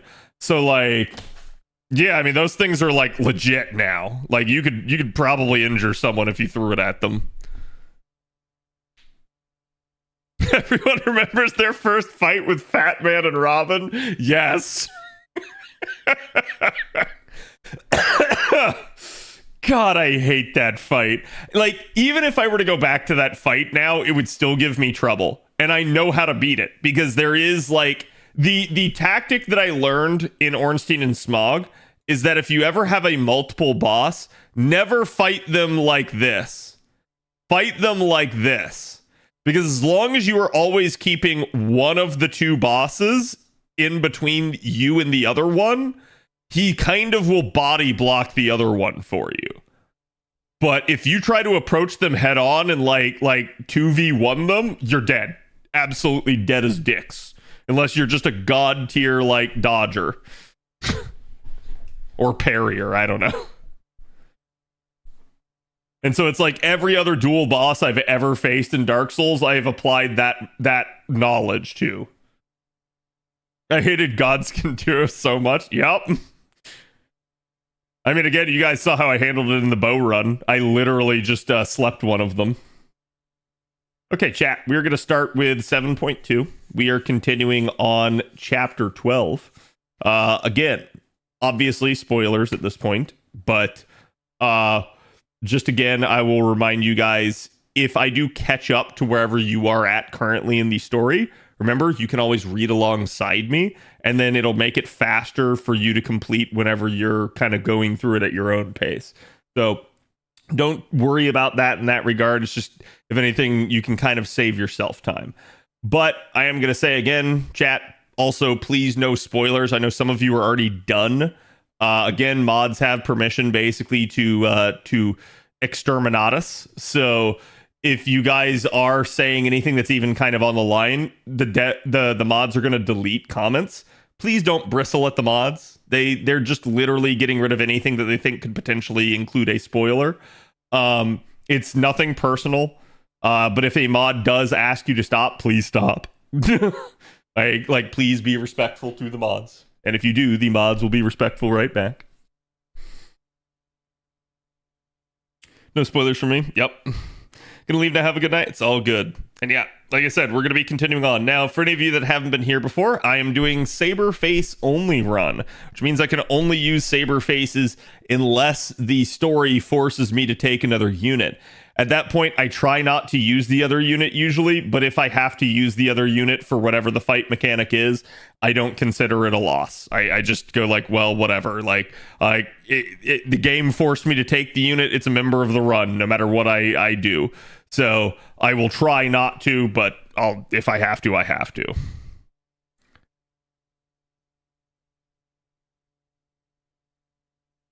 Are you going to try to Saberface only the raid? Yes. Okay, so continuing on now. Also, let me mute song request there and turn on sound over here. Look at those people playing Helldivers. I see you. Oh, damn it. Sorry, chat. I forgot it breaks the capture card. Is this Kingdom Hearts 3 music? No. Oh, you mean like whatever was on song request? It was a song called Sanctuary?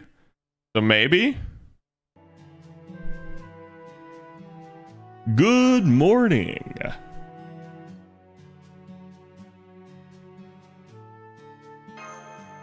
Now, for those of you guys that were here yesterday, we discovered that due to a flashback from the fragment that occurred in between chapters 11 and 12, that Olga Marie, her heart, is shaped like a Saint Quartz, which has interesting potential implications.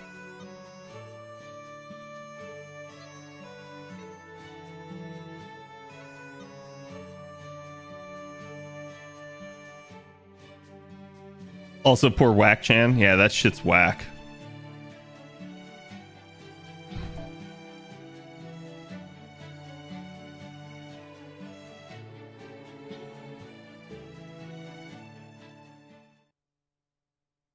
Still in Salem? Ah, it's all good. Yeah, if you guys need to like lurk or something because you don't want to get spoiled, I do not mind.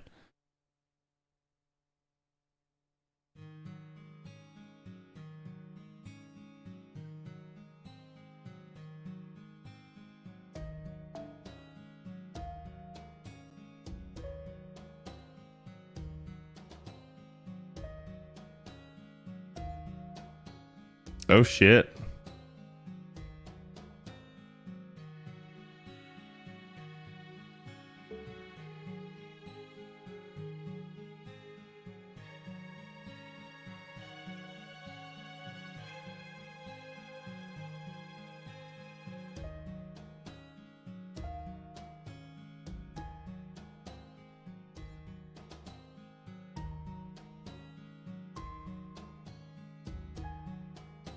The Indo.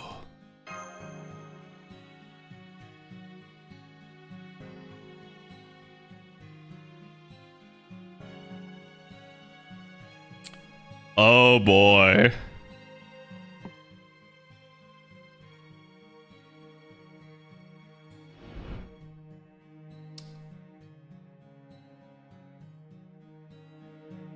Was it like to go through Babylonia with only Saberfaces only?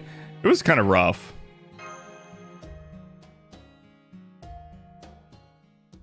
The biggest problem in Babylonia is some of the gimmick fights.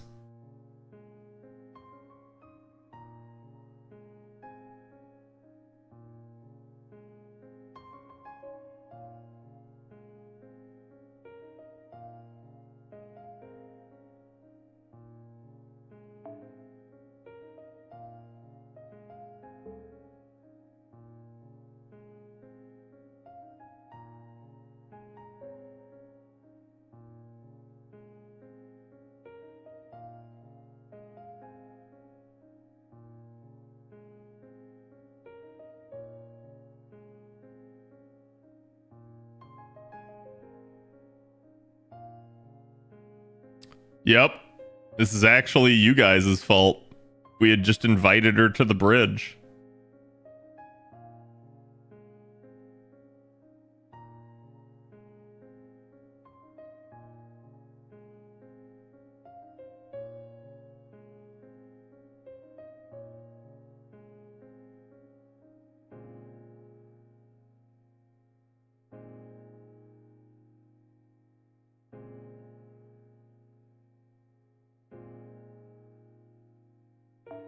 She was hilarious to watch and had gaps in her knowledge and defense so big you could drive a bus through them.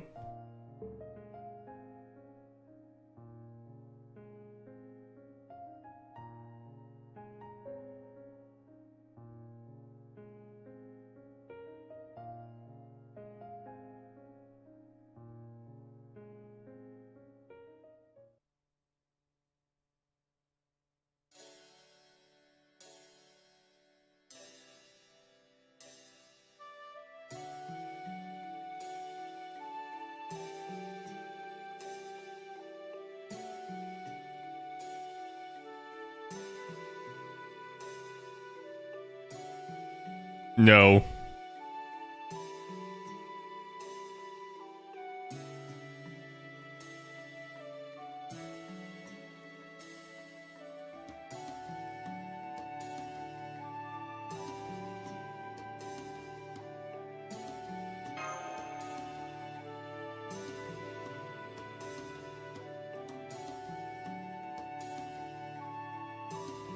You still believe in her?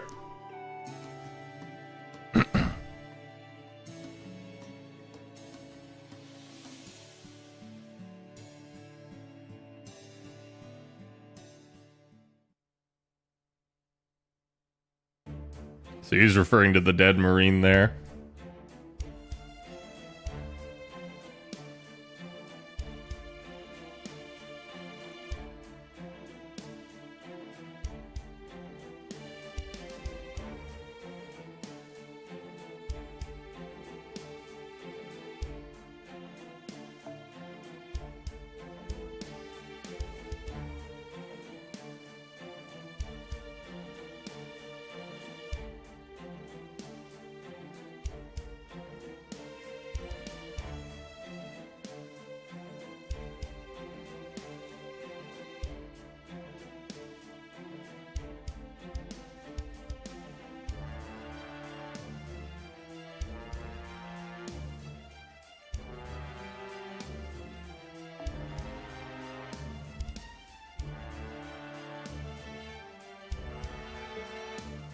The footage and only that footage was lost.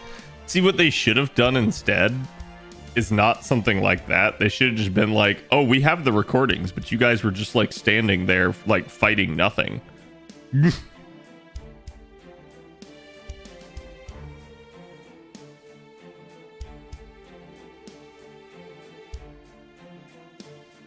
Yeah, like an illusion basically, or something that was just all in your mind.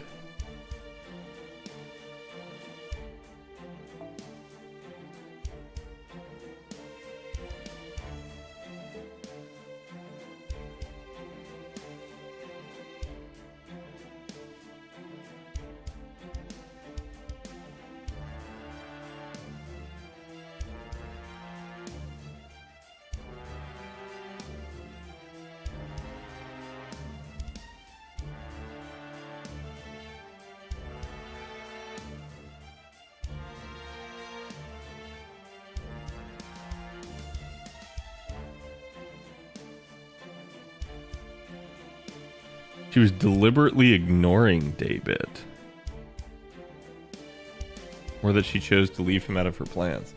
I don't think it's that. I think it's that David just has probably the uncanny ability to fly under the radar.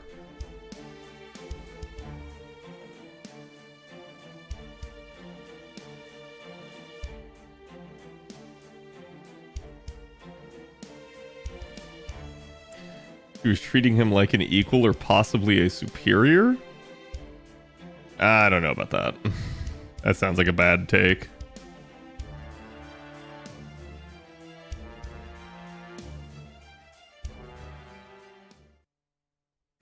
Maybe Lord David was never even a cryptor to begin with.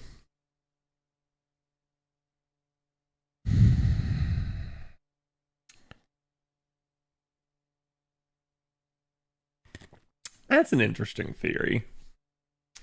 If he's not a cryptor, he at least has intricate knowledge of everything else as if he were. So at that point, the only thing stopping him from being a cryptor would mean that he was not in the coffins when the ray shift accident happened and didn't die. That could be the only possible explanation, if that's true. And I'm not sure that it is. But he would still have to have been part of, like, Chaldea's staff to some degree. Like, he would still have to have been there, or again, been a member of the A-team. Because we kind of know that he is, because of all the testimonials of everybody else. So, I think humoring this idea, I guess it's theoretically possible, but it would mean that somehow Daybit himself wasn't part of the same crap that all the other cryptors went through. But it would explain again, like, yeah, this possible theory of, like, hey, maybe he's not a cryptor. Because if he's not a cryptor, that might be why the foreign god would ignore him, because she can't control him. Whereas, like, with all the other cryptors, she can control them, because quite literally their life is in her hands. So that's an interesting idea.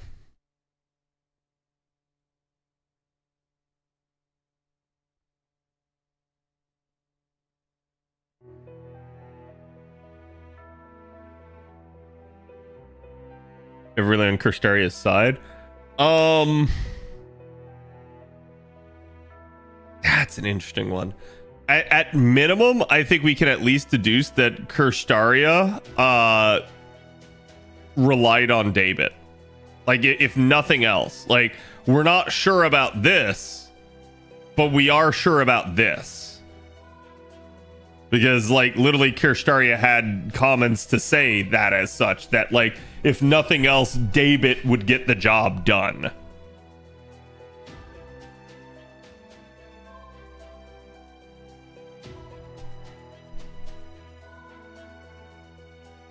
Yeah, so okay, so Caddock's literally echoing all the shit that I just said at this point.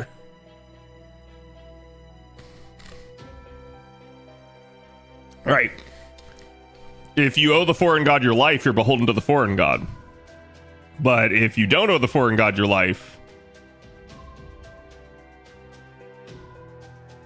Never heard the term cryptor until we were brought back to life. And I mean, this is interesting, because, like, what even is a cryptor? Like, what does that word mean? Well, for starters, I've always assumed it was because, again, they literally were people that died in the coffins in a ray shift accident, aka almost as if they had died in, like, a crypt, right? So therefore, cryptors. They are people that have returned from the grave. But there may be more to it than that. Because cryptor could also just be cryptic. Could be the play that they're going for here.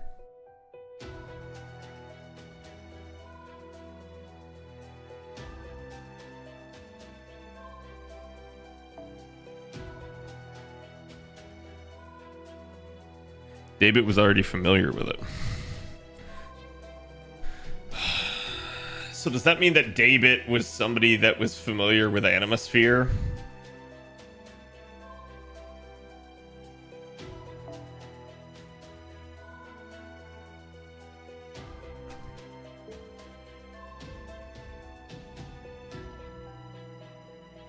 Actually, the foreign god who told Kirstaria that we were to be called cryptors.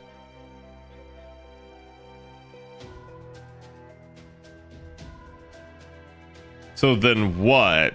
Like, the foreign god told David, and David told Kirstaria, as if, like, everybody else was going to look up to Kirstaria as the leader?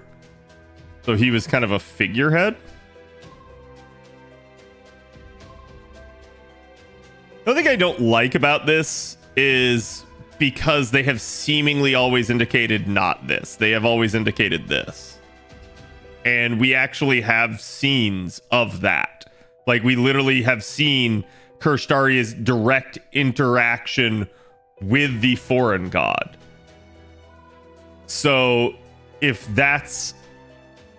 for this to be true, and I assume that it's not correct because of that, this would have to have been a lie. And I just... That makes no sense to me, right? Like, why would they go through the effort of showing you that interaction if it just never actually occurred? Like, that's the ultimate of all rug pulls, and we would know that as a better term called a plot hole. Unless they give you a reason to go like, oh wait, no, this was all in Kirstaria's mind, and it didn't actually occur. You saw what he thought happened, but it never actually occurred. And it's like, that's fine, but they have to give you a throwaway line talking with that.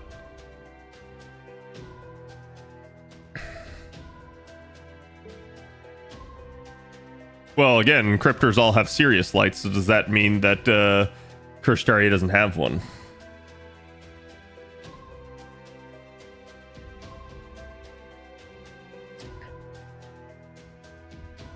Resolve the incineration of humanity.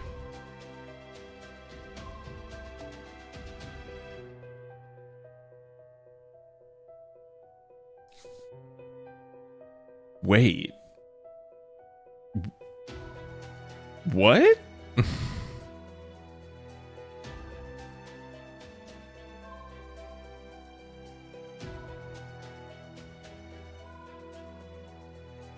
Remember 5.2? I remember that, like, the foreign god made Kirstaria and the other cryptors go back through the singularities, like, on their own and deal with them as a test. But not that that was, like, their actual goal.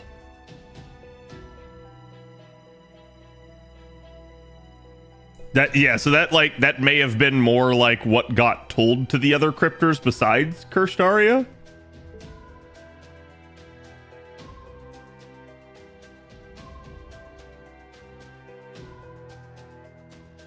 Okay, yeah, okay, so sorry, I just needed to click one more line. That is what they are referring to.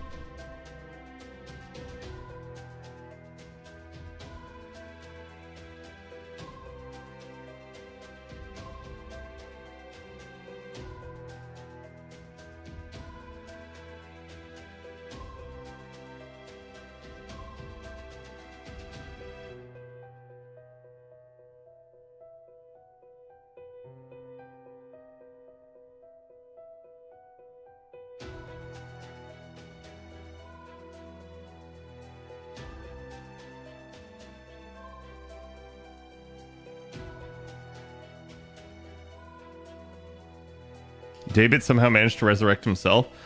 Well, that's an interesting idea. Because it's like, yeah, maybe David did manage to resurrect himself. But also, it's just entirely possible that David never died.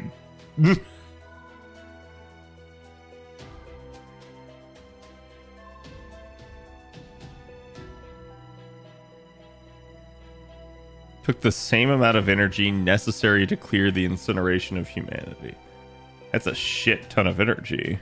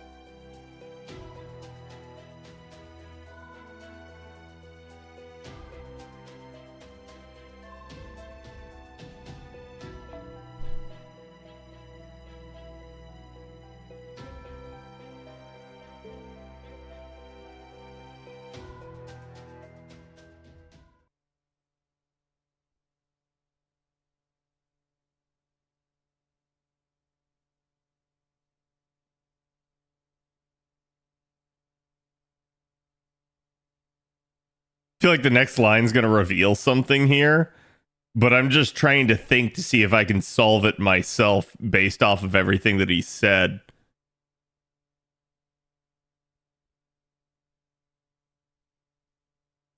I mean, one of the possibilities is if he is a servant himself.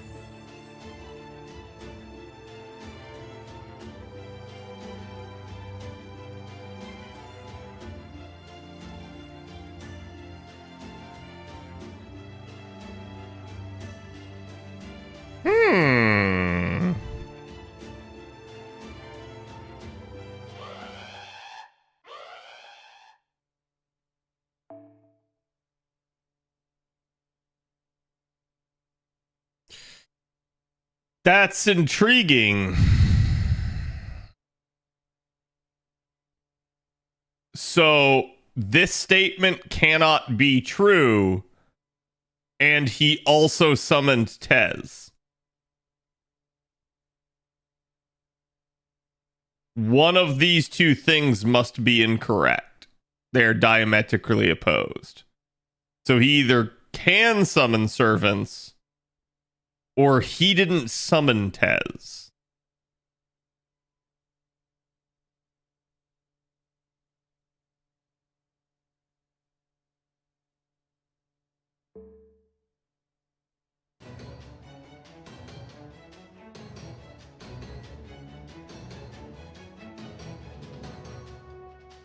Doesn't part 1 says he doesn't need a master? Correct, but we've also been told that that Daebit summoned him.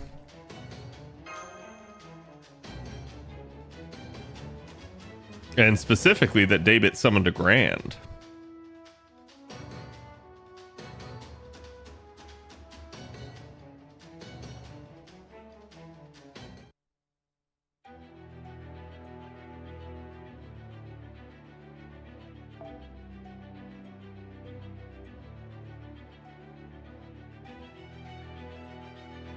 So it's just Dinos?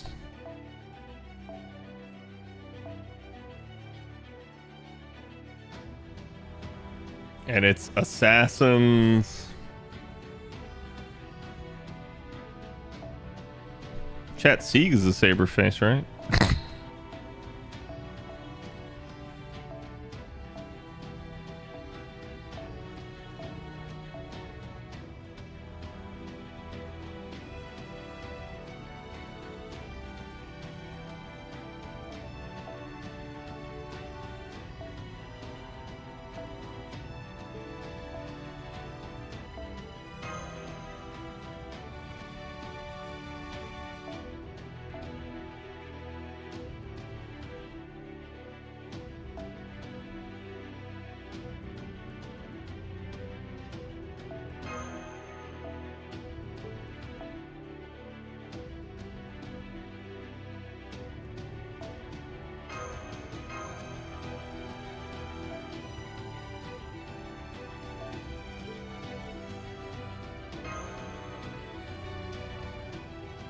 How's the Saberface run going? It's going pretty good so far. This is actually our first battle of the night.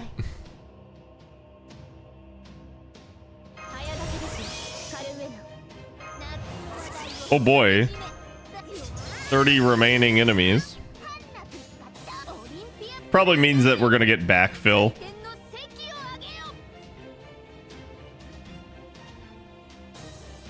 In fact, let's test that.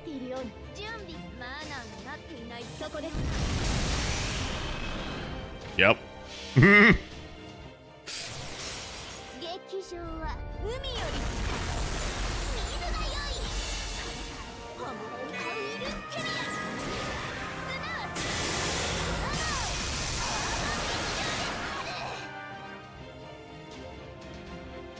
Wait, I thought they said there were Danos outside. These... What? Did I miss the line where they said it was like monsters chasing the dinos?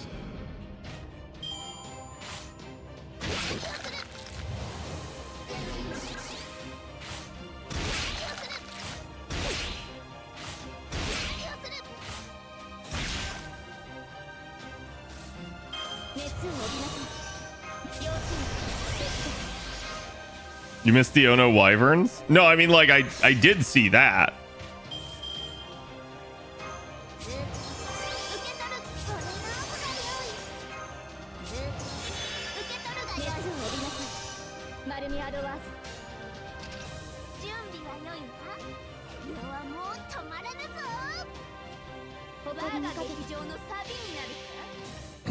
Wyverns can trust.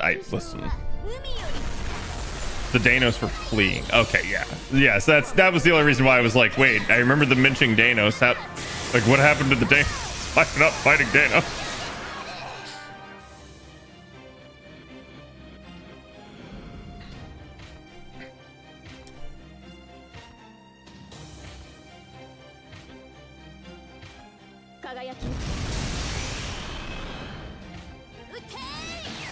Ute! Oh no, not checks notes, a curse. What will I do?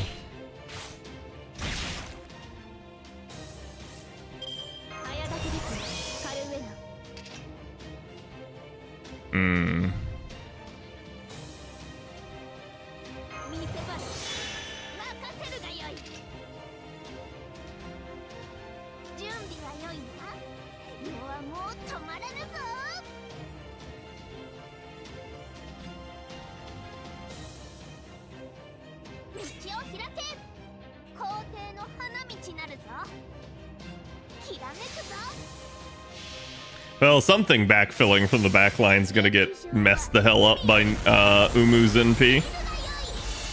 You watch any sports?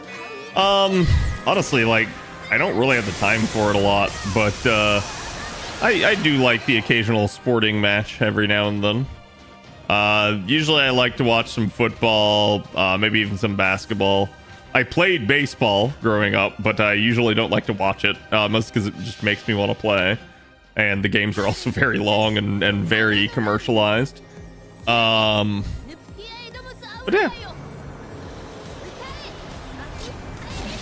I remember dinosaur cookies in the snack box. Hell yeah. You remember like the Animal Farm cookies? And like you could get like the dinosaur shaped ones.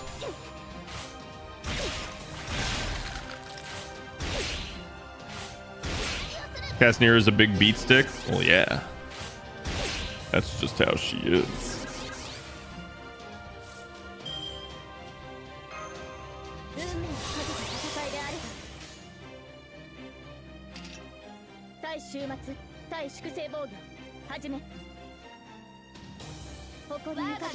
Okay, we'll get rid of the annoying curse for right now, though. They'll probably just reapply it.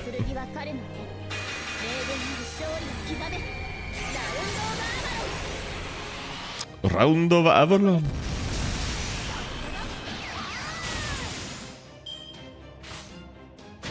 Okay, never mind. We won't get cursed.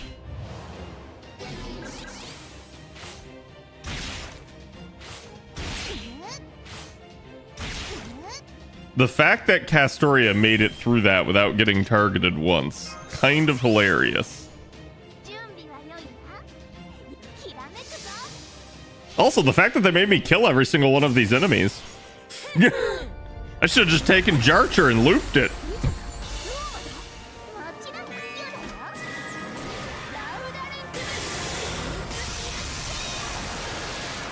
Animal Farm cookies. Yeah, sorry, Animal Crackers. Then, yeah, I don't know why I said Animal Farm. I guess the old story, right? Some more equal than others. We're all equal. We're just more equal. Was that would have a ball there? I mean, like, yes and no. The biggest issue with using Bizet is always just like keeping her actually alive, because enemies just start to beat her to death is the problem. And it's like, yeah, at a certain point, like, you're just absolutely like annihilating the enemies. But if there's too many of them for her to truly annihilate, you start to really take damage. But yeah, like, the fact that she can just do that, you'd be able to kill at least like all 6 enemies in the wave, in effect. Oh boy, it's Batman.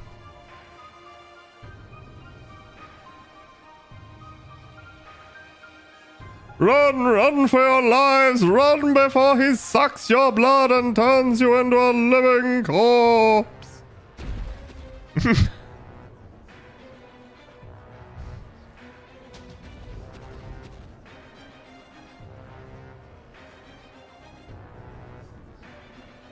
Of course, this happens when there's no Cuckoo. A Mystic Coat, if you've got one, can do the trick. Wait, what does that mean?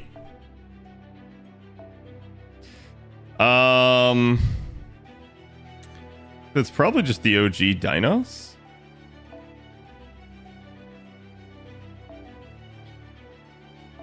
Well, I don't see this being too bad, so I think we do just switch to Jarcher. Also, because Jarcher just good on the looping. But if it is truly Dinos, let's take Sweet Crystal just to give her the Invuln Pierce. My anti-dying MC, of course. Ah, yes, that one. The one that gives guts one time for one turn.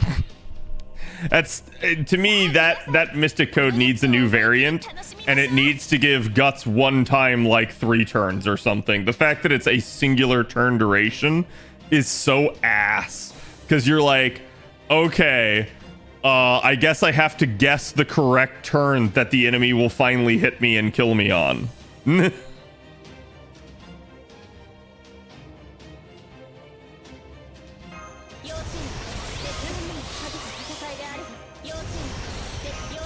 And of course, I like how I took this assuming I would get to loop, and instead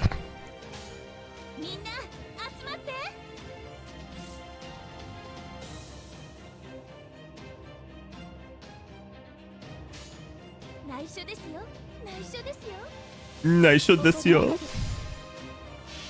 No looping? I'd be would it be Child of Atlas? I mean, I could have. I just literally decided to go with starting charge to help with the loop, but it won't matter, chat.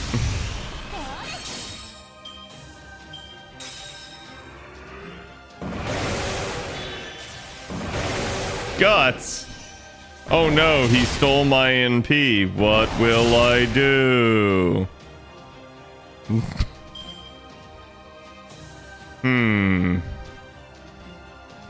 Yeah, that would be a real shame.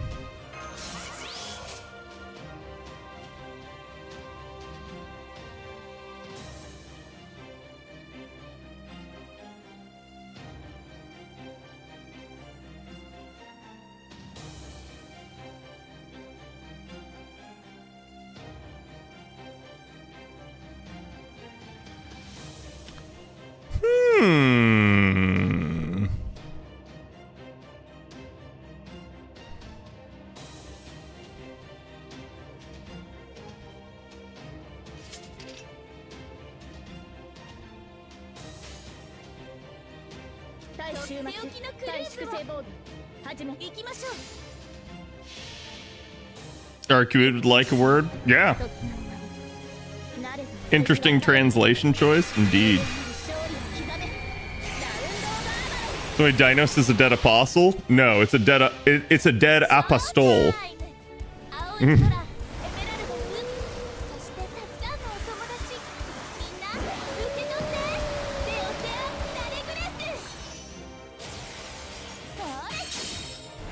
I mean, the name is Dead Apostle Dinos. Don't worry about it. I mean, if you think about it, like what they were showing there earlier were basically like the zombies, and these are clearly like kind of undead, right? So it does feel like they are trying to kind of go that route. Dead Astolfo? Yes, that's what it is. It's a Dead Astolfo enemy.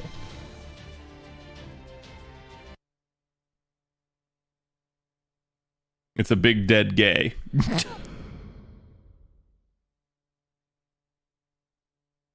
It looked like it self-destructed.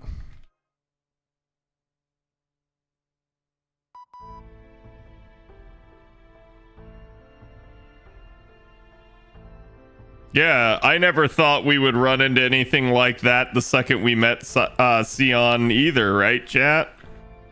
Surely we would never run into a dead apostle. Surely.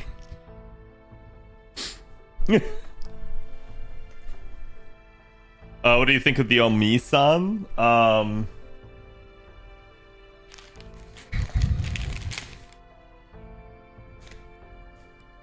think if she were a car company, I'd buy it.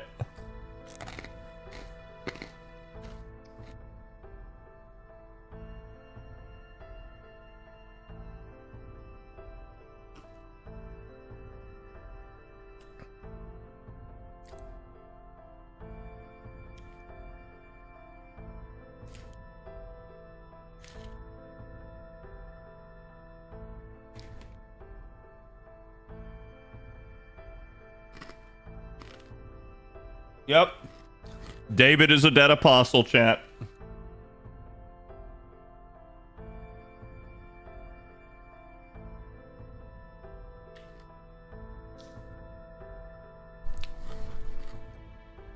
Clearly.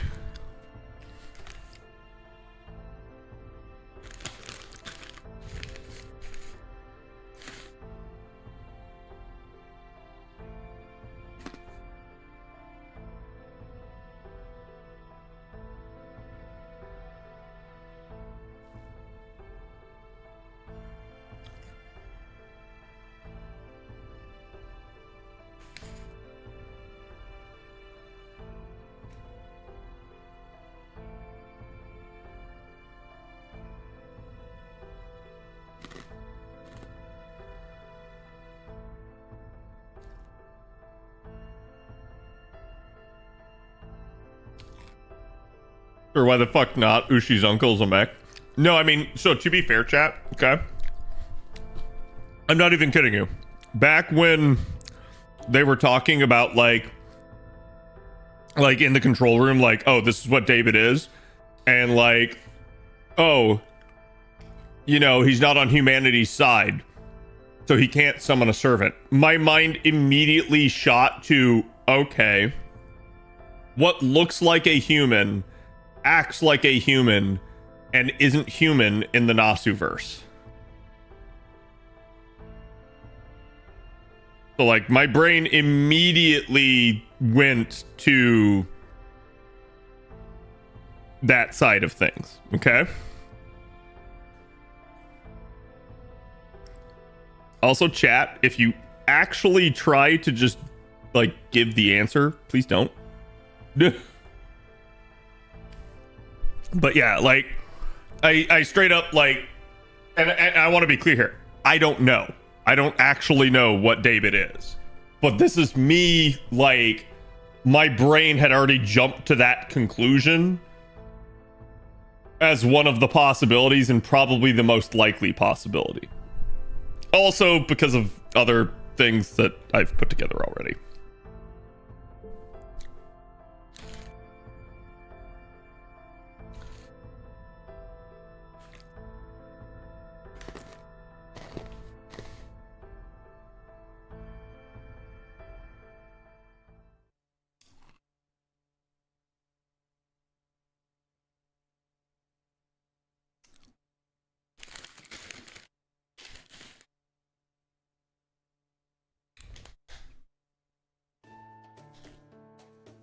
Oh, wait, Suki, if you want to know more about the Dead Apostles, I don't even need to. I've read the entire wiki on it. Like, yeah, obviously reading Tsukihime would tell me more, right?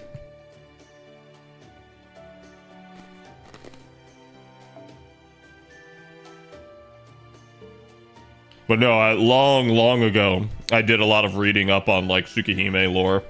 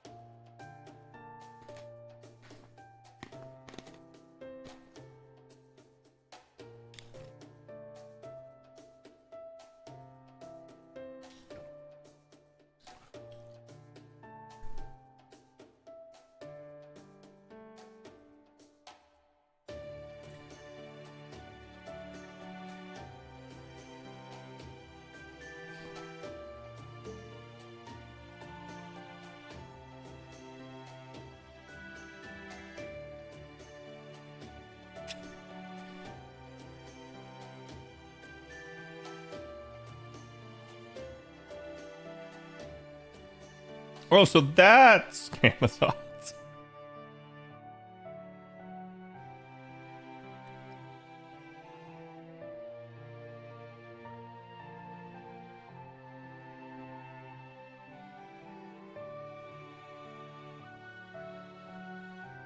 Also, not to go into this too deep, chat, but I do believe, since Dead Apostles exist in both Tsukihime lore and Fate lore, that my understanding was obviously the origins in Tsukihime are what they are, but the origins in Fate were different, at least prior to FGO.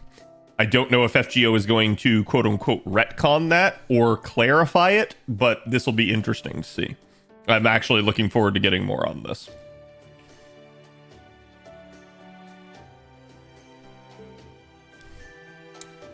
Munch, munch, munch. Yeah, sorry, I'm eating these like leftover pita chips that I have, although I'm pretty much done with them. I just have to drain the bag of all the dust at the end.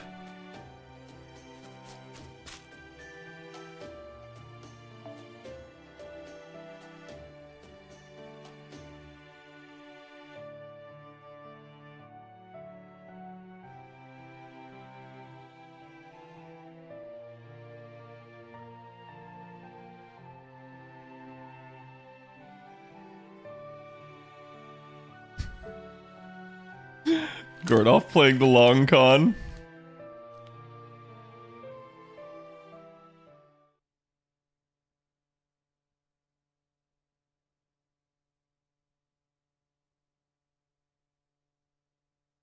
I mean, like, usually we'll sit down, like, after I finish and we'll actually talk shop. And I'll have a big quote-unquote spoiler discussion stream. But, yeah, in general, like, big stuff, chat, I always consider to be spoiler. So, like, for instance, the conclusion to part 1, Solomon Temple of Time. Everything that, like, happens there, I still consider to be a spoiler. Because people that are playing through the story and are new don't know what happens there. And if you tell them, they will literally just be spoiled and it will ruin the experience for them. So I try not to.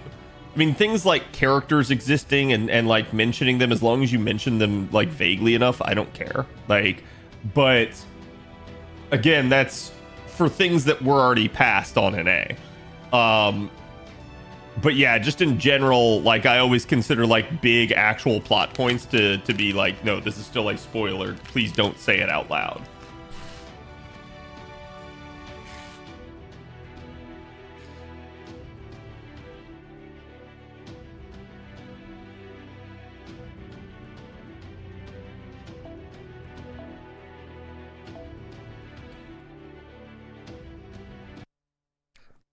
I mean, judging by my mic power, you can't even hear me chewing, so.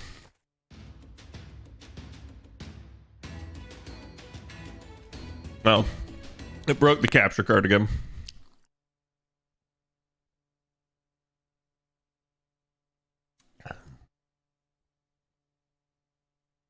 You take your time versus Papagas like me who Zoom. I don't really take my time, right? Like, this is literally, what, day 3 of this being out?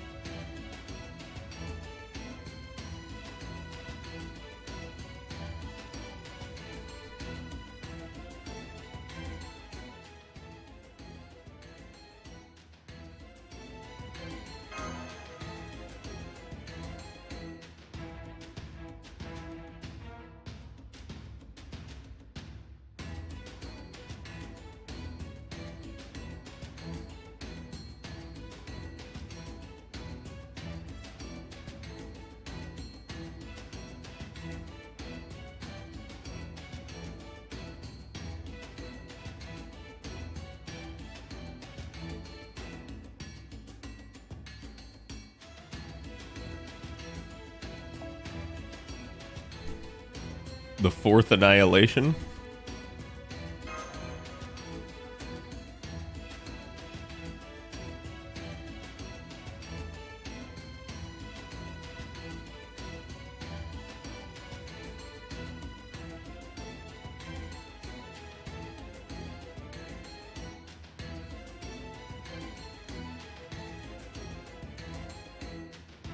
$100,000 years? What? Then how did anyone live? How long did these dinos live for?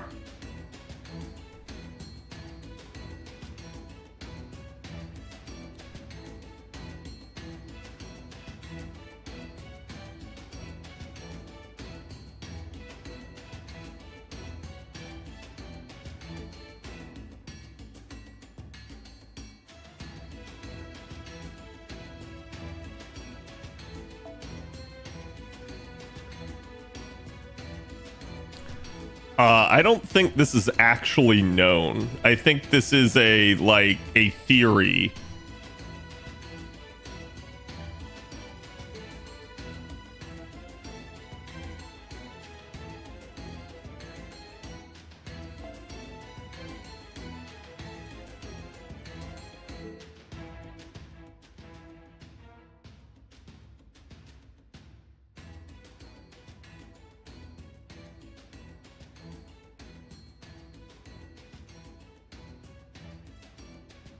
Oh, come on. This is way too on the nose. We just had a discussion about what it means to be a crypter, and you threw out the term cryptobiosis.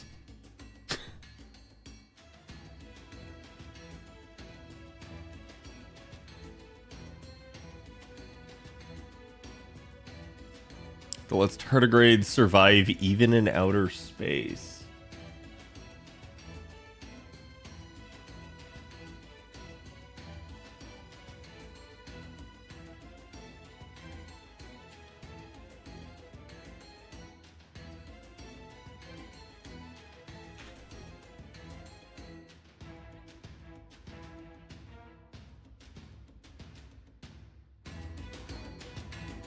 Means cryobiosis, right? I don't know, but that's very on the nose.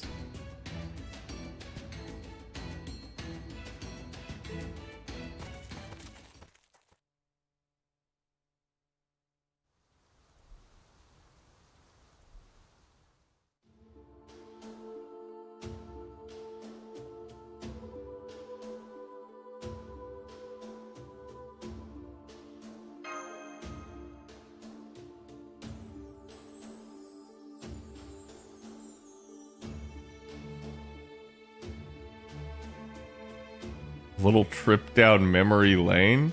What, is she the one that wrecked these ruins? Like, I mean, it could be the fact that like maybe these are like human ruins somehow, but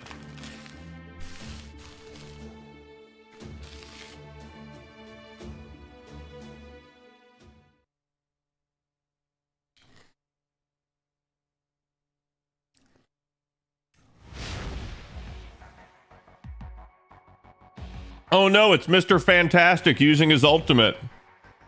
Ha! Ha ha ha! Ha ha!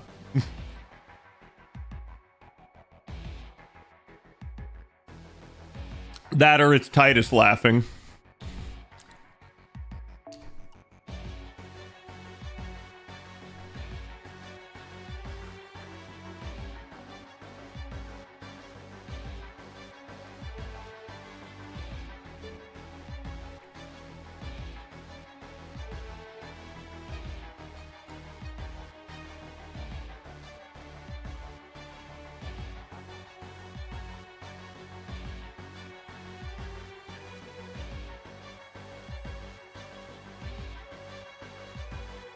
Okay, cool it, Mandar. Yes.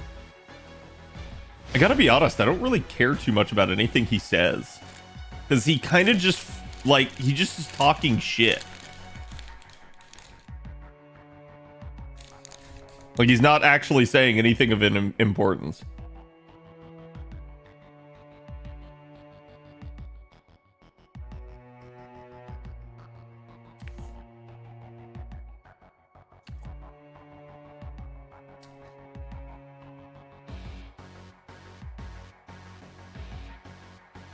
And a gussied up beast.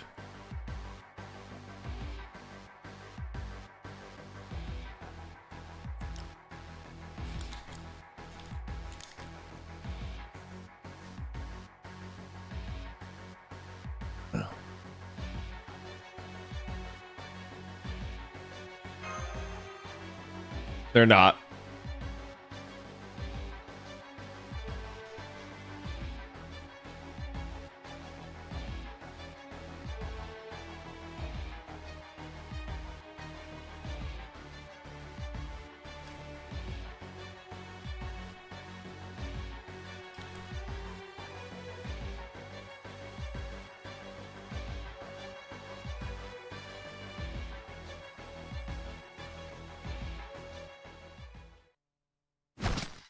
I'm gonna kill you.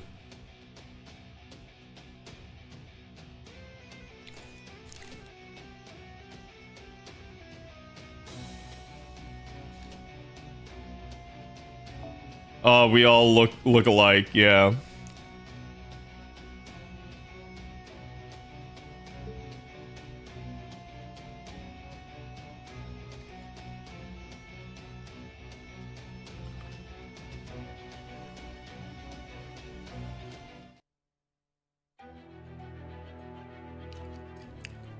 His writing style, who would I compare Nasu to?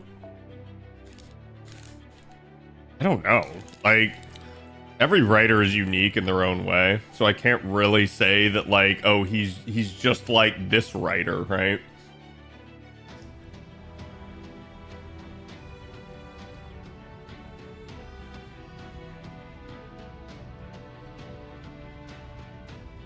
Wait.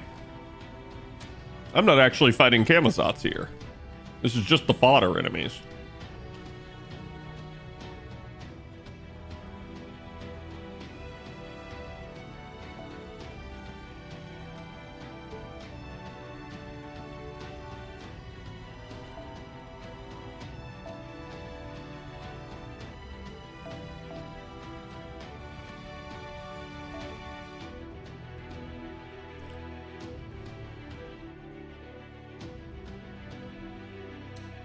Why is it formation restricted? Why? There's no reason for that. There's literally no reason to formation restrict that shit. That's just annoying.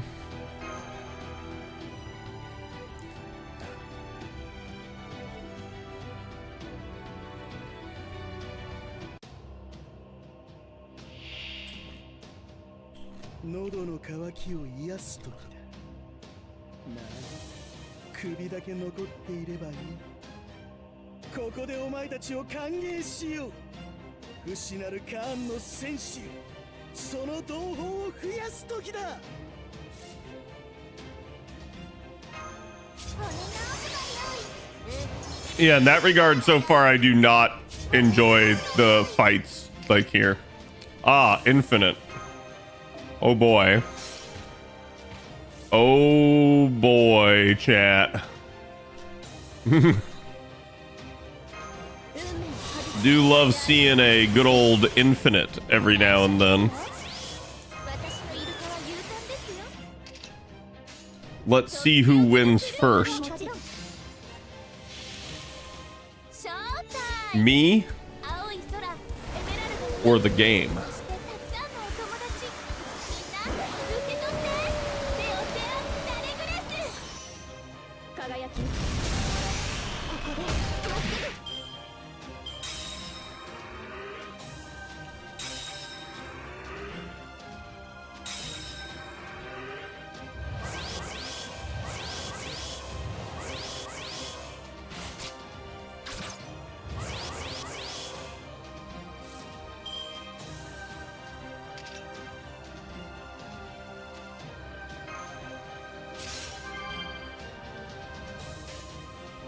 Oh no, what will I do?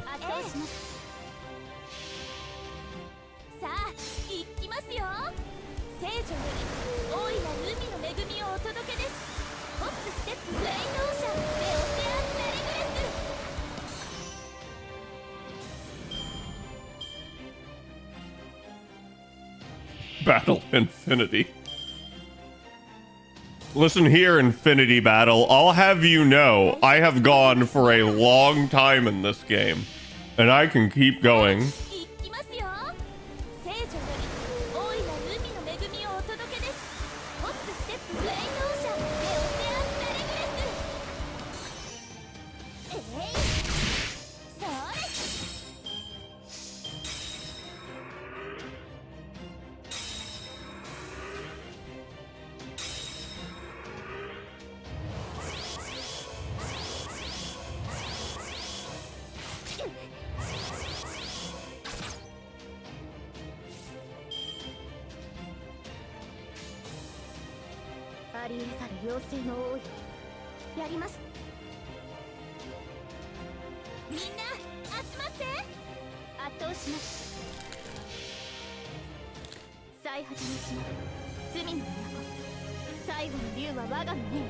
You're goddamn right I do, Cody.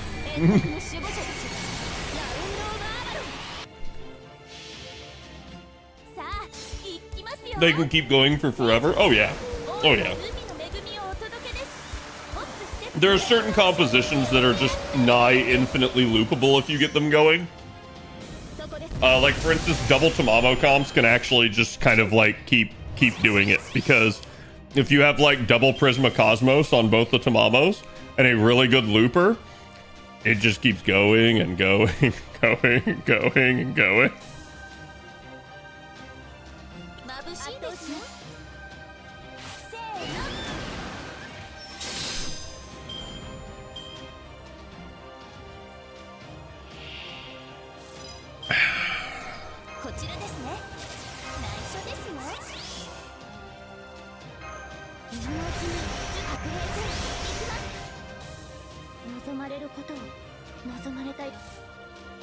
Oh.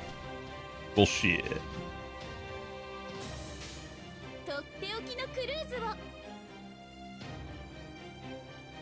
Needs to go like that.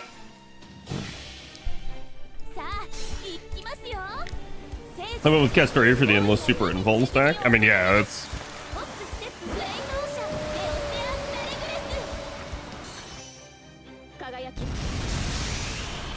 It be what it be.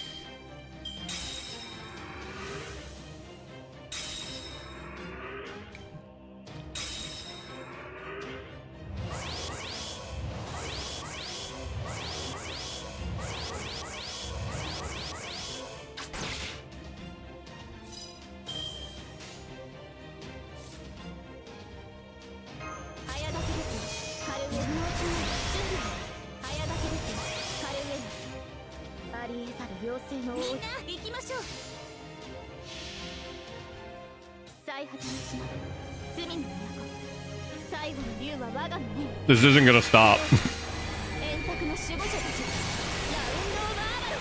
And now that I have Castorian P's rolling, I probably will not take damage.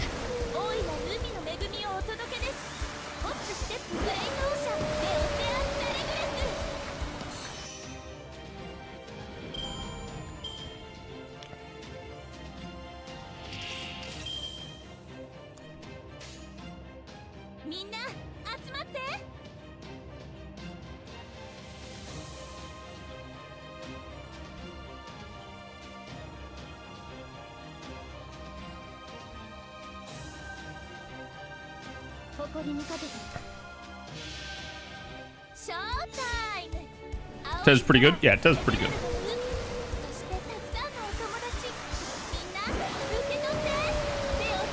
I actually don't remember what the victory condition is here, chat. But I'm just gonna keep doing it. If the game challenges me to an invuln fight, I will proceed to invuln.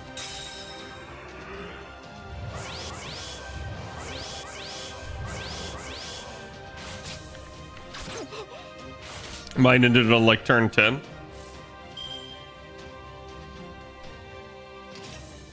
Yeah, I think I'm only like one turn off of perfect efficiency because I had that one turn where like they could have damaged me.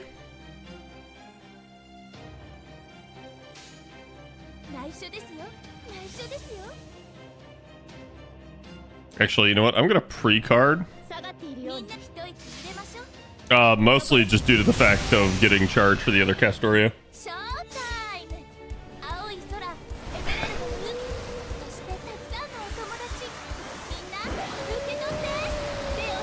Even at 2k and level 100 in P1 Tez is very RNG and 90++.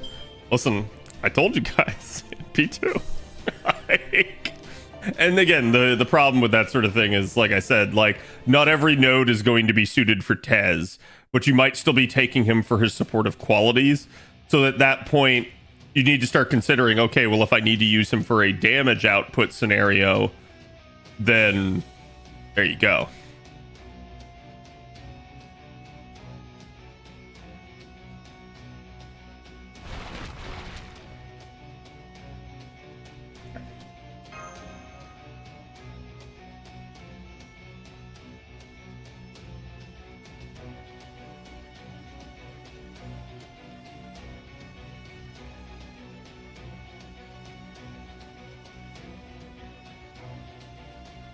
Listen, I got time. What's a couple 100,000?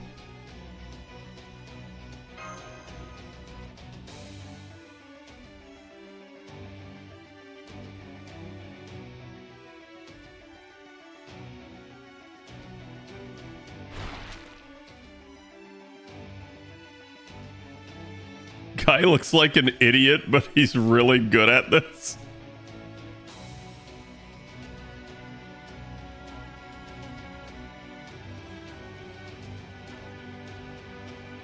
Oh, sorry about that. I just saw the capture card flash.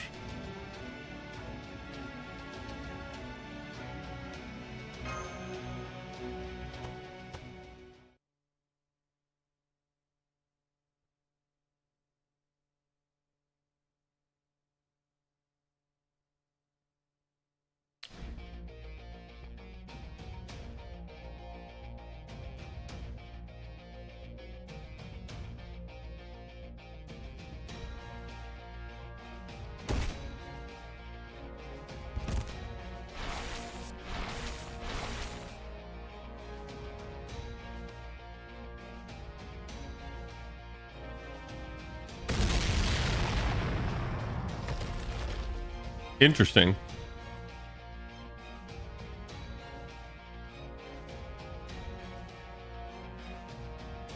Also, would napalm really work against skeletons? Like, I guess, right? Because I feel like a lot of games make, like, fire the counter to skeletons, but I've always preferred the idea that skeletons don't like lightning.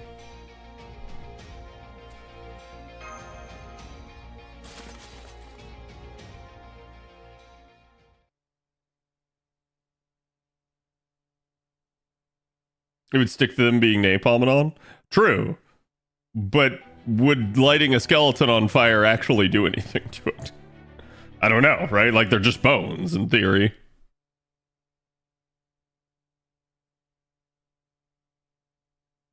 Fire if holy isn't an element? Yeah. Like, fire for, like, zombies makes sense. Fire for, like, actual Skelebros? I don't know.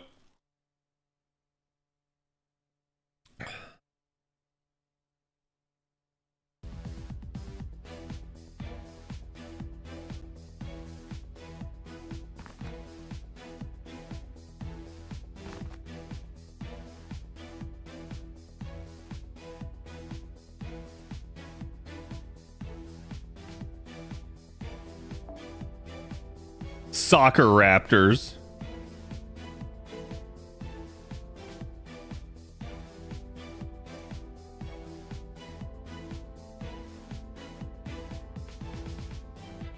You know, it's funny because I realize, like, I'm sure somebody over at, like, Aniplex of America was mauling that they didn't call it football and they called it soccer instead. But it makes sense. For the NA server, you have to call it soccer. Because if you called it football, everyone would mistake the sport they're playing for American football. And that would make this really weird.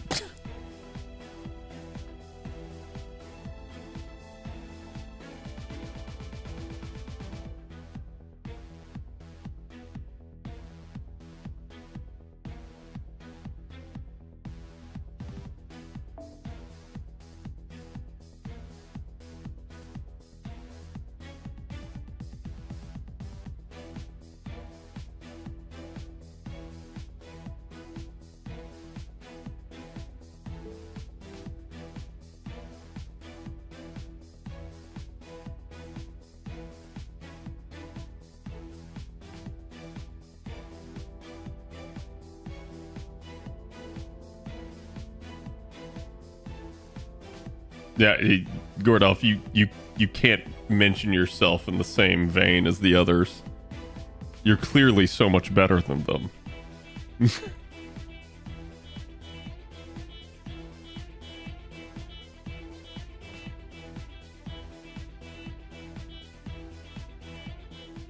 Also, wait, chat.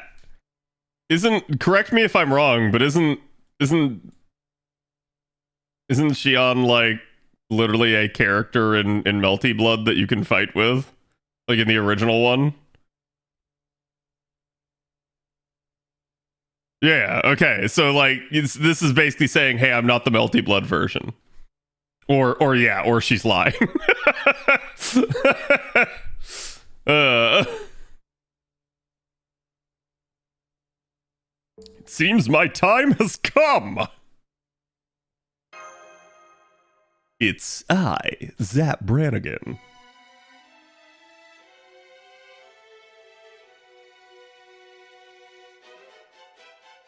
Oh shit, we finally gonna get to see Nito Alter? No, this is gonna be how he kidnaps her and turns her into Nito Alter. Mark my words, chat.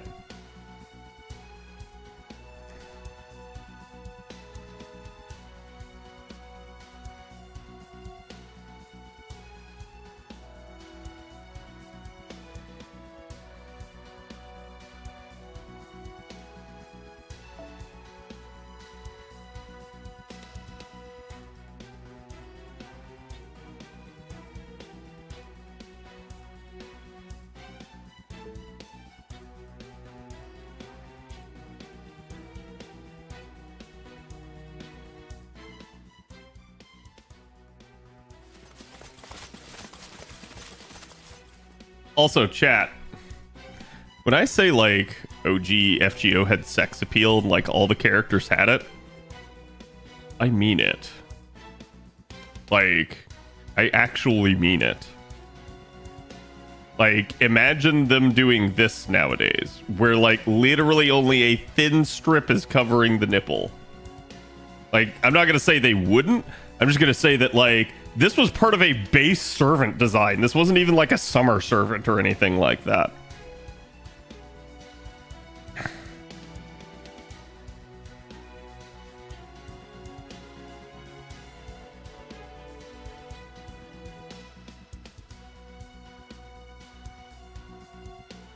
The others are just ghosting him.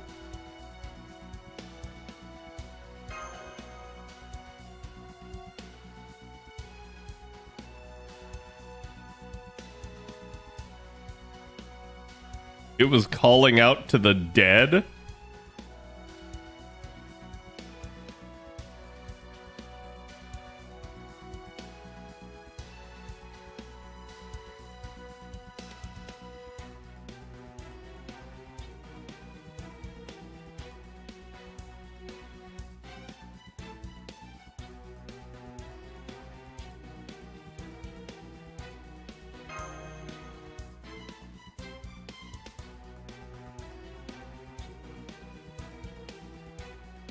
So they did make a reference to the fact that she has 4 ears.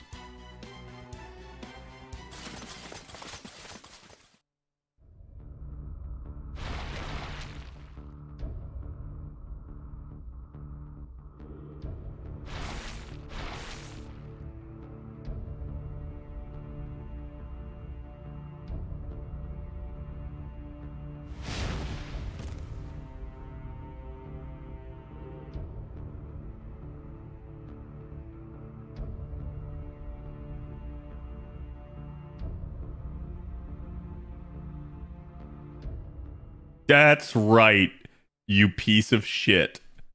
You piece of shit. This is what you get for fucking with us.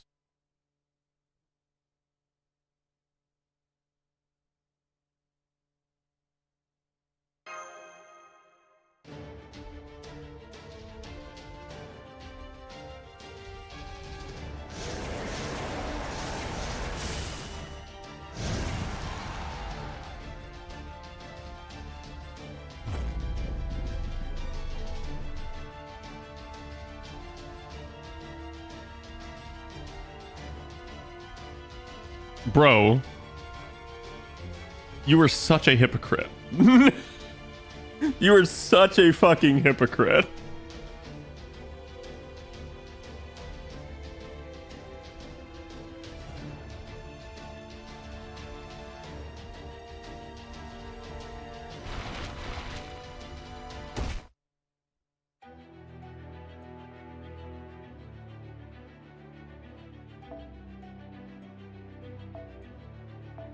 Nitocris is a starting member required.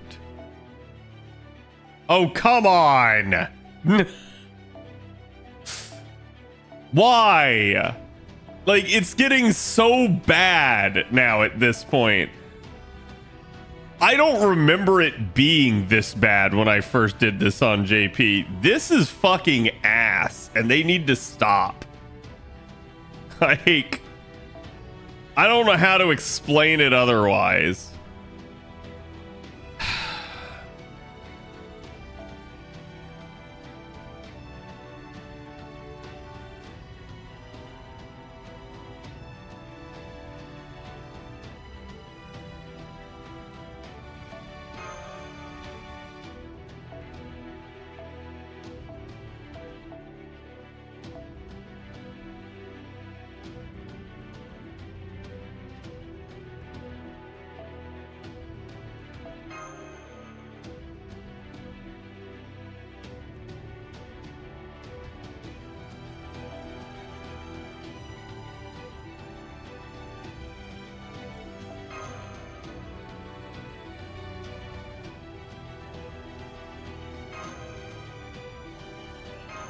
Oh, it gets worse? I know. It's just like, they really do need to stop. Even at this point, this is already way too much of this.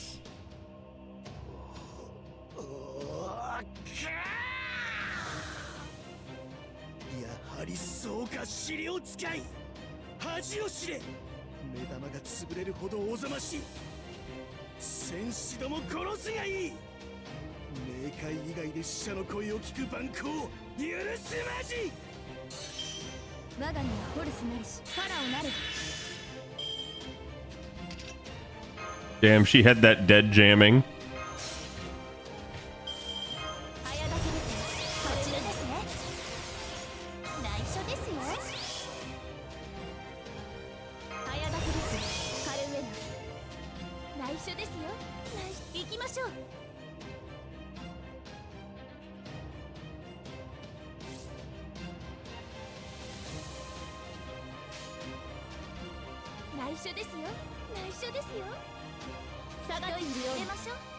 Okay.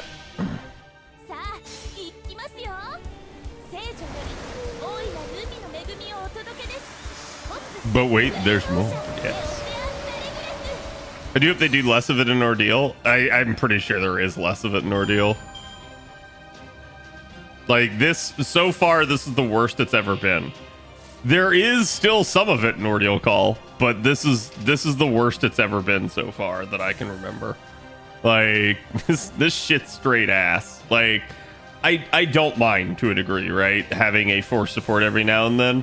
It's every freaking fight is a like literally, I think like for only one node in the entire Lost Belt have I gotten to use like just an actual composition and not like some sort of, oh, you can only take this number of units. Oh, you have to take these units. Oh, they have to be in the front line. Oh, they have to be in this exact position.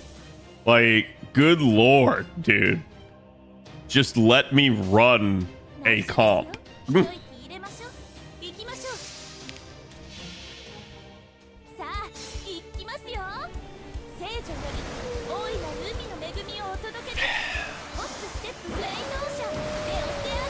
It's still like this past Lost Belts? Not this bad.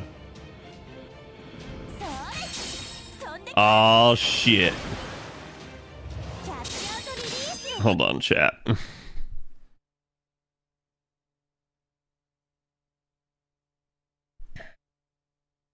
I'm literally just scuffing that to go back and split the cards.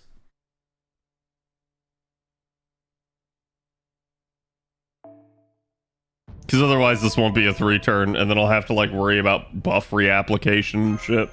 And I'm just like, no. That was a rookie mistake.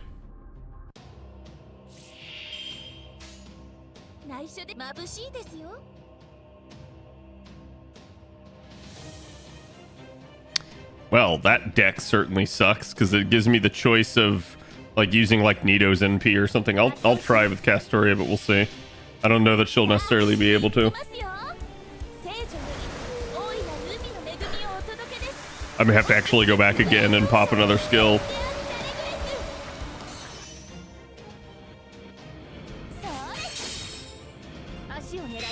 Okay.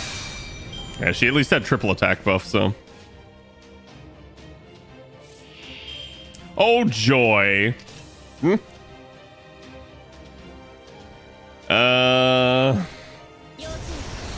Try that on for size.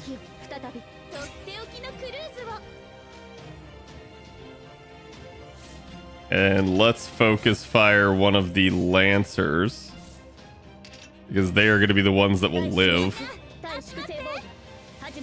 If anything lives. Doing the Castorian P here, they'll probably die. Let us use the units we pulled for in this gacha game in story fights, right? Like I said, I don't mind it. Like if we had one forced like unit, an entire like every single match, if we had one forced unit the entire time, like Shimosa, it's not the end of the world. Especially if you let us still use like all 6 of our slots, and maybe even like take a support. But when you keep restricting the slots, when you keep dictating the positions, and you keep saying no, not 1 but 2 different units, 3 different units, like at times, so it's like, yeah, I'm sorry, that's just annoying. It's just, I don't like it.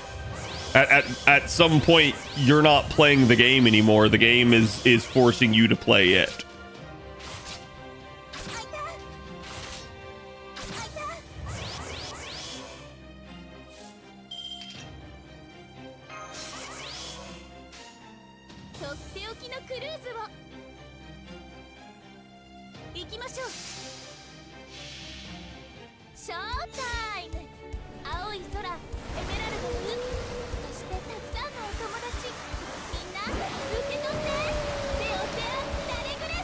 Okay, who lives?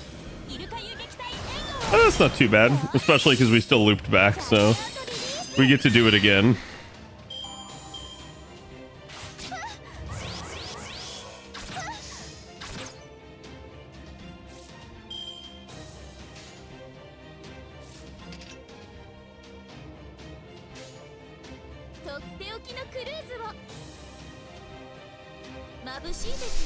Again! Love break bars? Yeah, it is what it is. I just roll with this because I like doing lore fights sometimes anyways.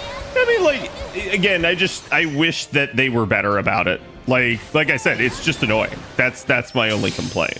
It's not like it's impossible to do. I'm gonna be real with you. It doesn't even make it harder. it's just like tedious. That's all it is. Like, oh no, I have to reset up the party again because we can't have a system in which we're just using one of the existing party structures. We have to make each one of these nodes unique, and thus each one you have to completely load out the party every single time for it. So that's part of my issue.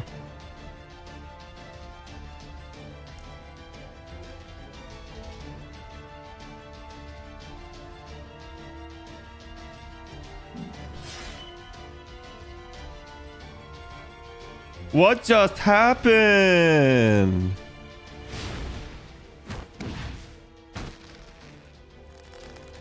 Oh, bro, don't you dare fucking bite her. I swear to God. I swear to God, I will kill you.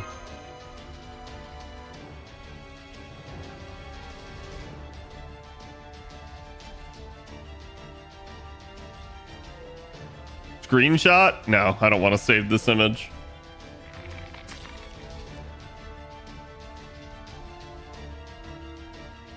Like, it's good artwork, but I don't want to save this image. This image is cringe, yeah.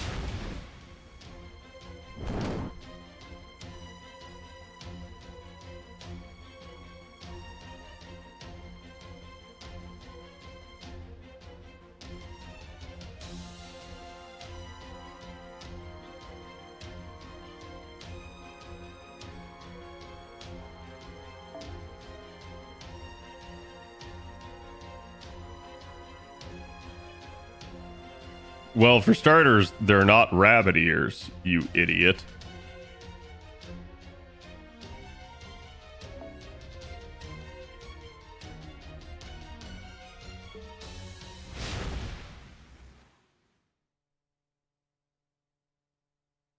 This Bat guy's a total prick. Like I said, I still don't see why anyone wants this guy. Unless you're just really into, like, being Vord.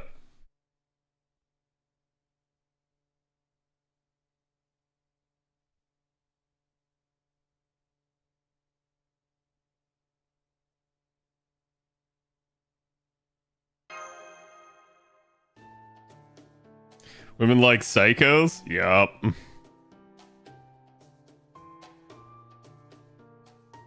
Then they end up on a dating app in their 30s looking for men, even though they already have several baby daddies.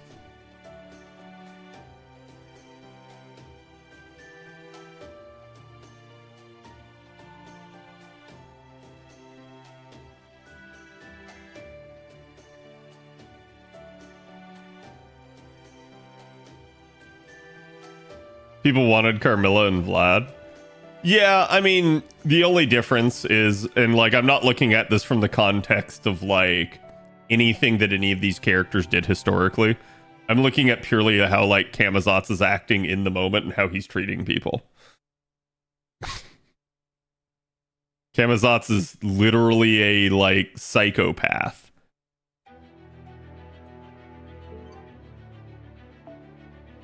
Chapter 12.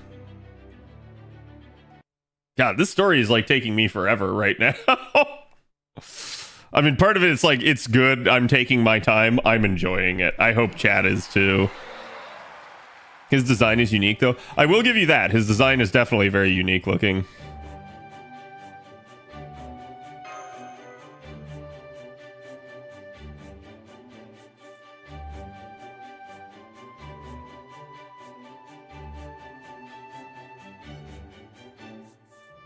What would Nito do?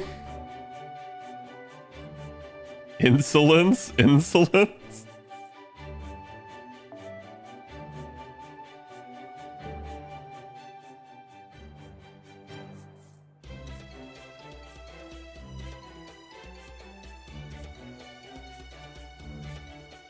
Ultra was insane, as well as killing and torturing all she can in France. She just wasn't spouting crazy nonsense as her right hand did that. I think Jalter was to an extent.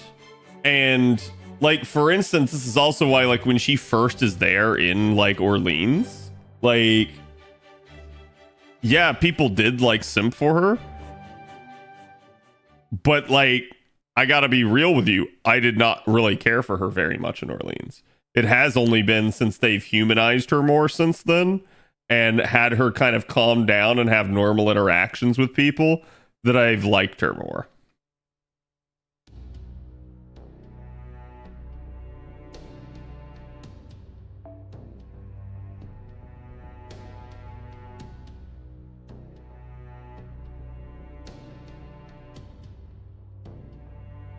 Yeah, all of that was literally just a means to interrupt us so that we couldn't get, like, the lowdown on Daybit.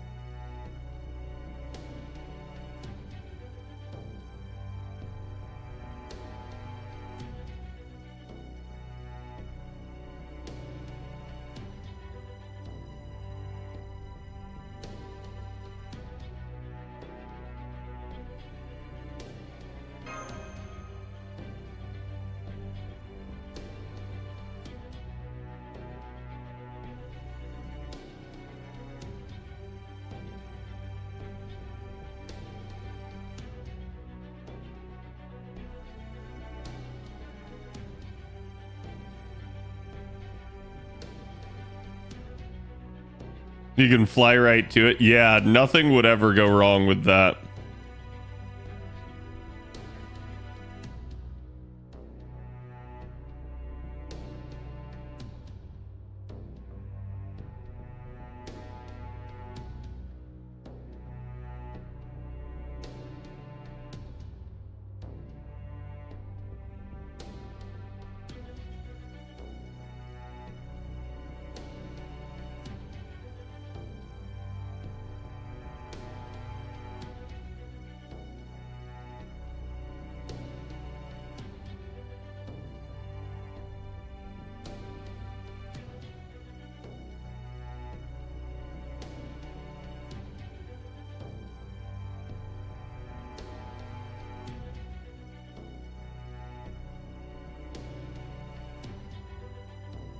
Summer 3 Jalter was great too. Yeah, I mean, it's like quite literally since they started making her like tsundere, right? Because she was not tsundere at first.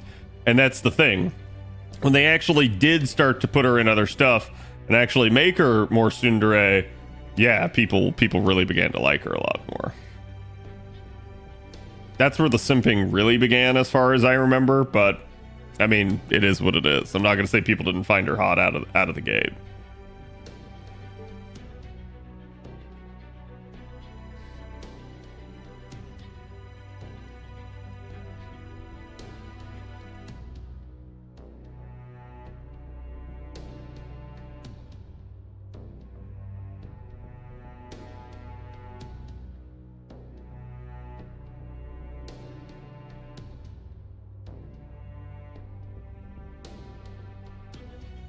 See, so there you go. There's Gordolf saying, how did he summon Tez? Again, like, maybe we're working with incomplete or incorrect information, but, you know, the idea of he can't summon a servant versus he summoned Tez, one of those things can't be true.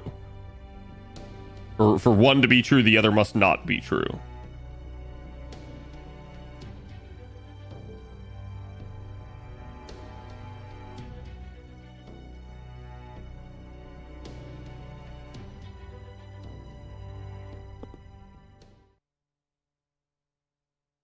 We literally can't find her, and then plot convenience shows up.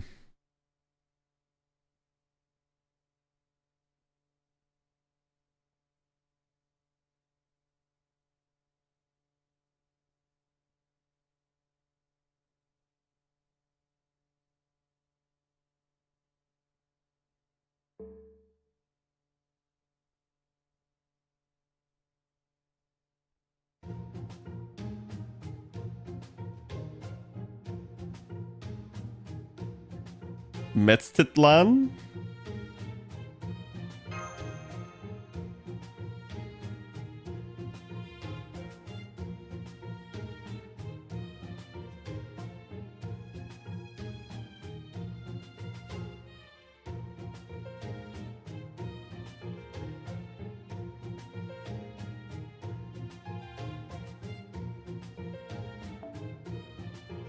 It's the part of the name of the first of the 13 heavens.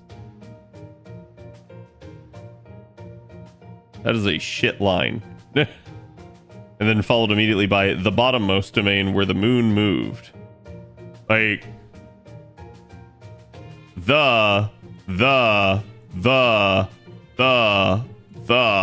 all in one sentence? No, that's a shit sentence. Break that up. Holy crap.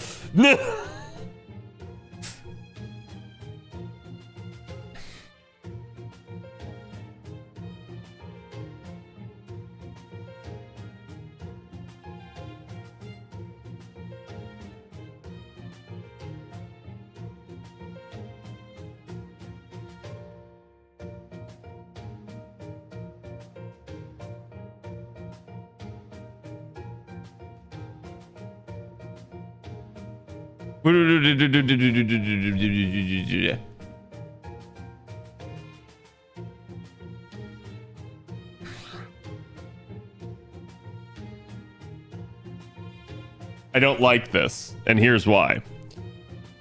The entire reason she wasn't present for any of that was because she was going to the council meeting. And then she didn't go. So quite literally, it was just a plot convenience thing to remove her from the situation so that we could have another fight with Kamazots without her present to just kick his ass. If you just make her like, oh yeah, I went to the council meeting, now I'm back, it's perfectly fine. I don't, God, that's dumb to me. I don't get that. Like, it's not as plot convenient if she just actually went to the meeting. Heck, you could even make her be like, well, yeah, I left the meeting because it was boring. Like,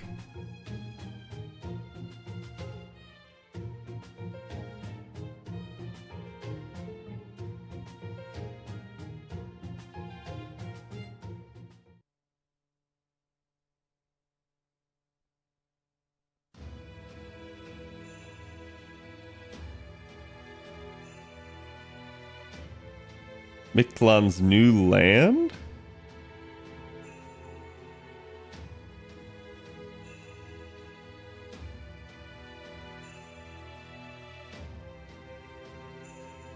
Metztitlan.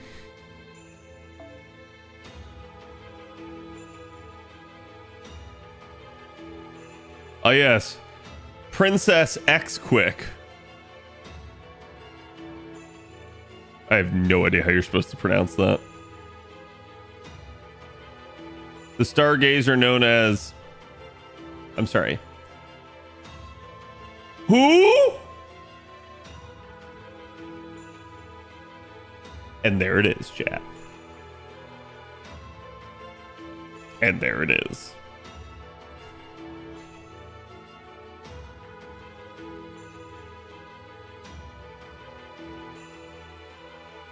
Didn't see that coming, right? No, I did. Chat. I literally predicted this 2 years ago. 2 years ago, when they added Arcuid to the game. Everyone was like, why did they add Arcuid to the game? There's no reason. And then we found out that, like, LB7 was going to involve like Mayan prophecies and Aztec like stuff, and I'm like, well, you see, it's fucking obvious. Like, I literally looked at that and I was like, yeah, they probably put her in LB7. To be fair, I never had confirmation of that. but that made sense to me. That's probably what they did. So yeah, I literally just assumed that was going to be the case all along. And I mean, shit, chat, you already had hints of it with the dead apostles.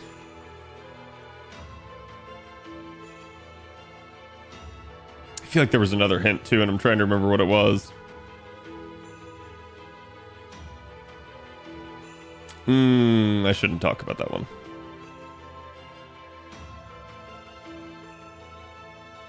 She's a duplicate of the planet Sol.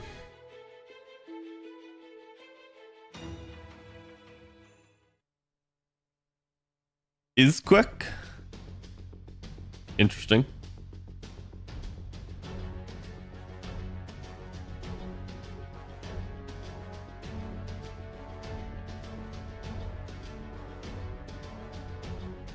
Also, I'm surprised we didn't just immediately get some sort of like exposition spiel from Sion or Da Vinci about archetypes.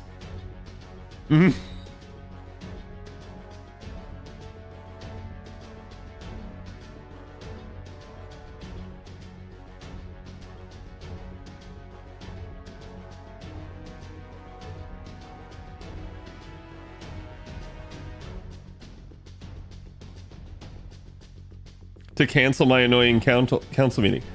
Wait, which is it? I'm so confused now. Like, make up your mind, story. I'm not sure if this is like a translation issue or not. Because, like, is she just a dumbass? Or, like, is this just bad? I can't tell.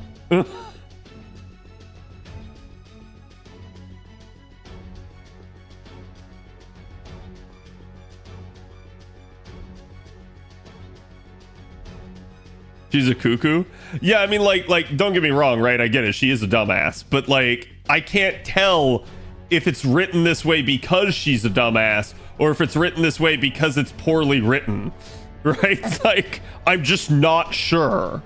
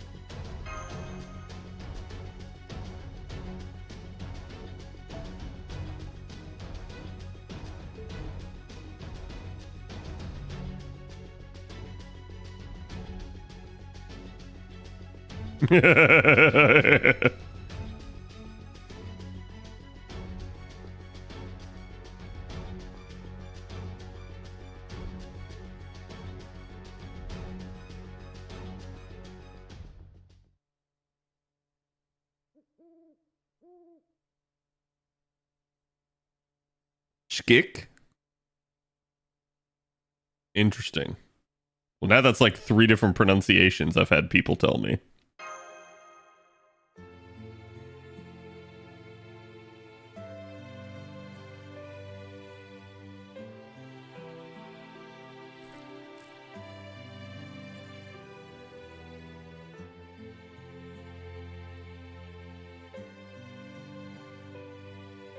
Technological development could never take a wrong turn in a world like that. Yeah.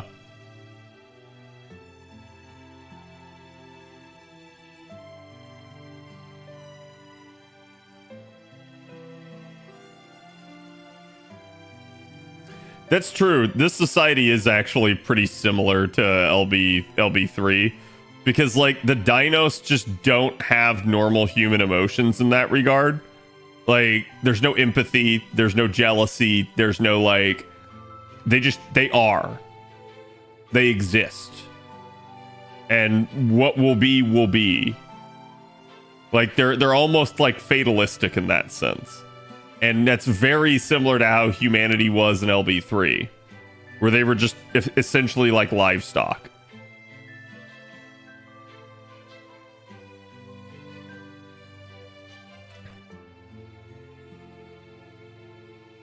Maintaining the status quo is effectively regression. See, I wouldn't say it's regression. It's just not progress. And this, I do want to say, I really fucking hate this idea, because this is like a modern trope of like, if you're not progressing, you're regressing. And that's not always true. It's like, there is such a thing as just towing the line, just continuing how you have. It's neither good nor bad. It's just neutral. That's all it is.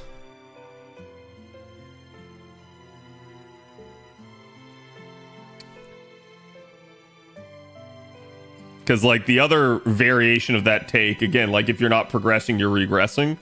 That's absolutism.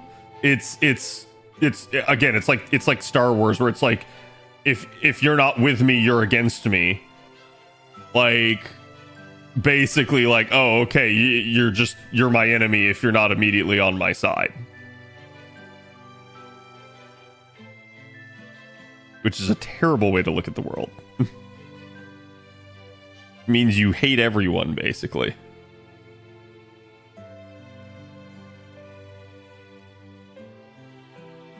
You're not first, you're last. Yeah, Rick and Bobby.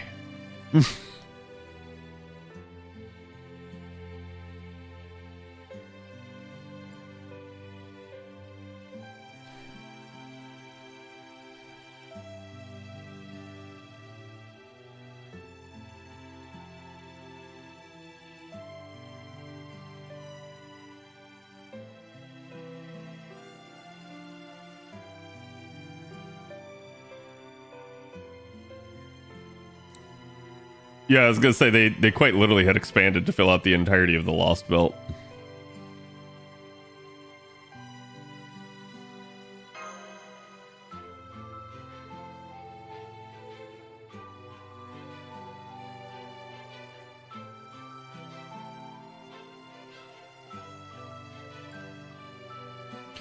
There's a word for you. Solipsistic.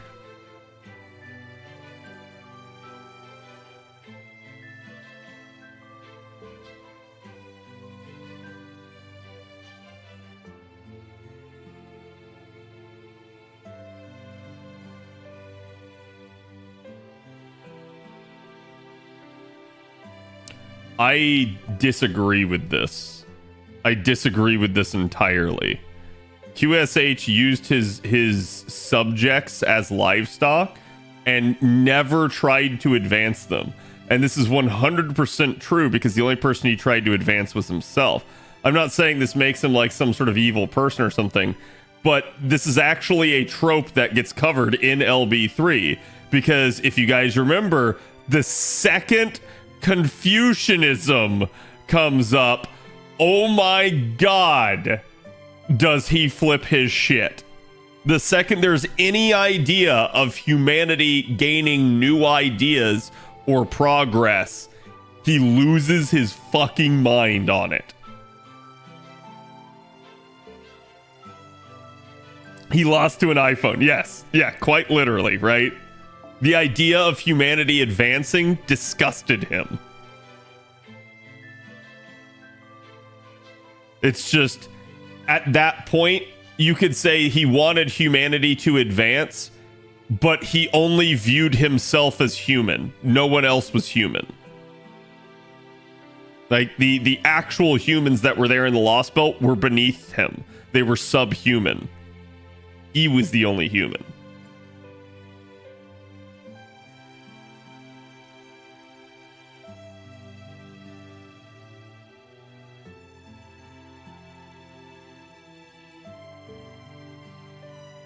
And yeah, you can see they basically just said that right there.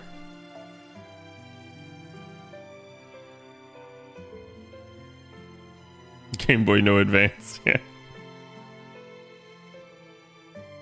For the whole Tiger Tank thing, right?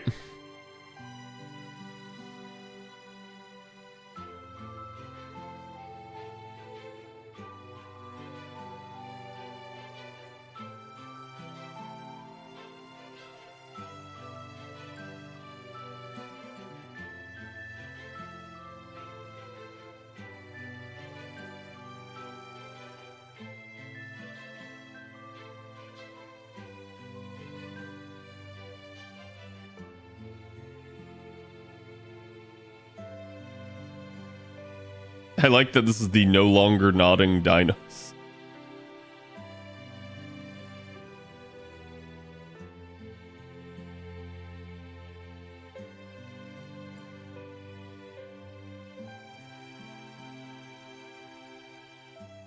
Don't worry. I don't think it's meaningful. I think you're just yet another one to bite the dust.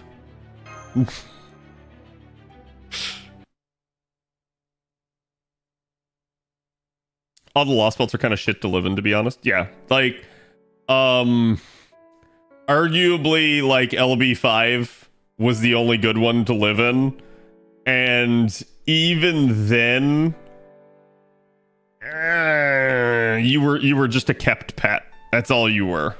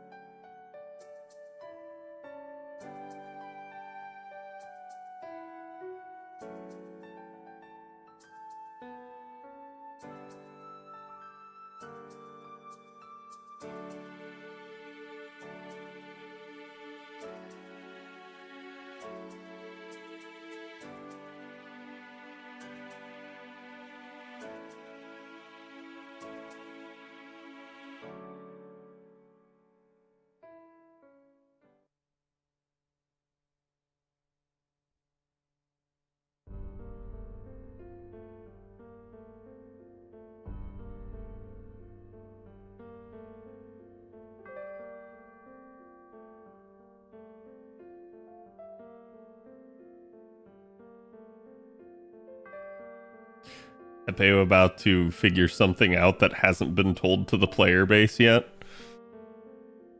And they put it together through conjecture and like piecemeal info.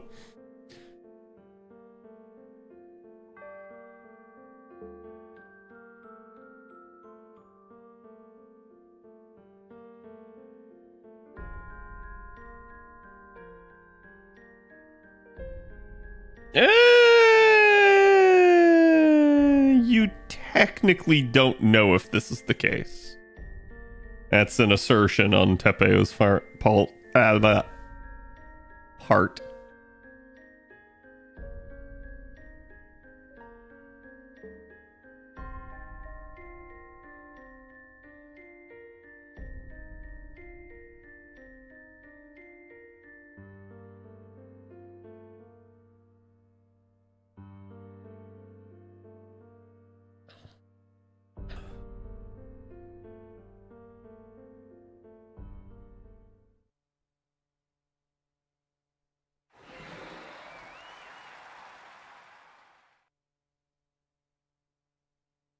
Oh boy.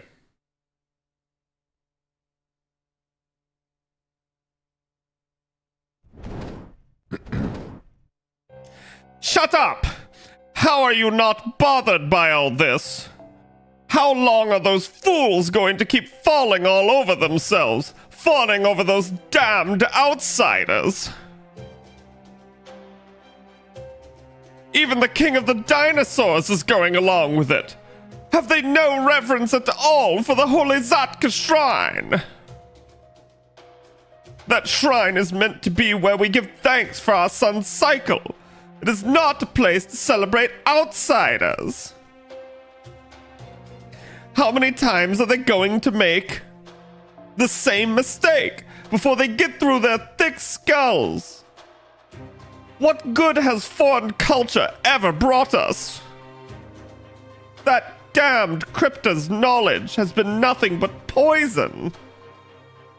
The inclusion of language has only created disparities between the dinos and made me sound like a total bitch. And the Ocelema have been growing stronger at an alarming rate. The only reason you cretins aren't worried is because you don't know how far Mexico City has come. If there were other winged dinos besides me, they would tell you just as I have how terrifying that city really is.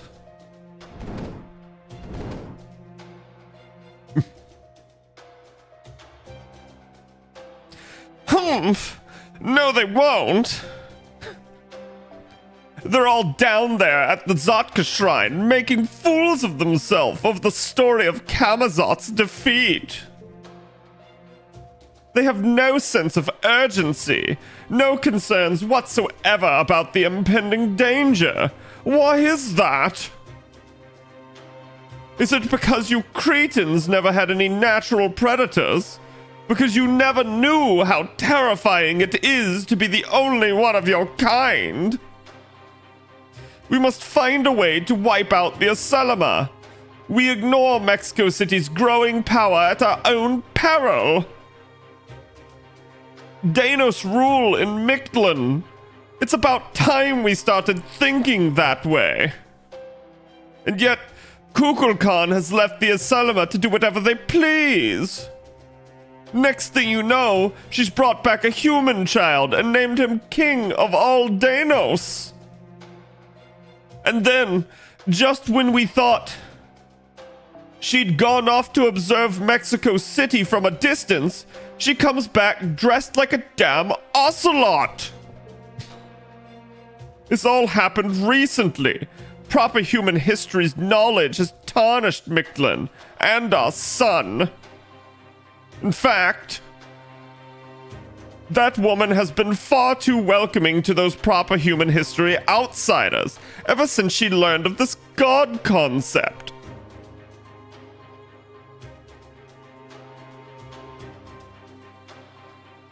Shut up! This isn't my fault! It's the fault of the king and the god who made me think this in the first place! Who do you think I am, anyways? I'm a rare pterosaur, the only kind of Danos blessed enough to be chosen by the skies. It should be me, not her, standing at the top of Dino society.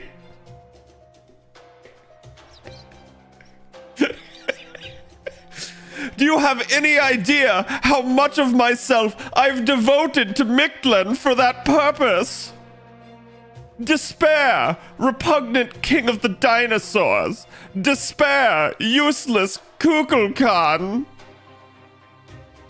That the crypta showing up could change our culture proves that we never had a culture of our own to begin with.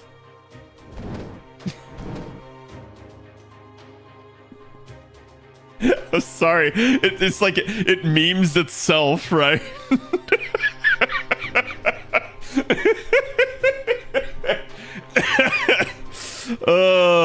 It should have been me, not her.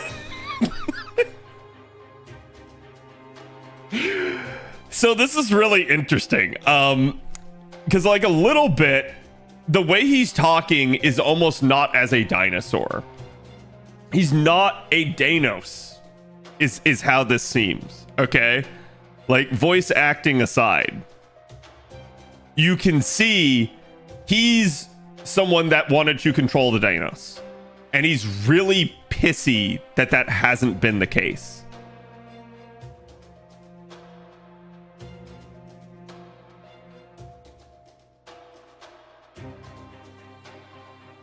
Is it because you Cretans never had any natural predators?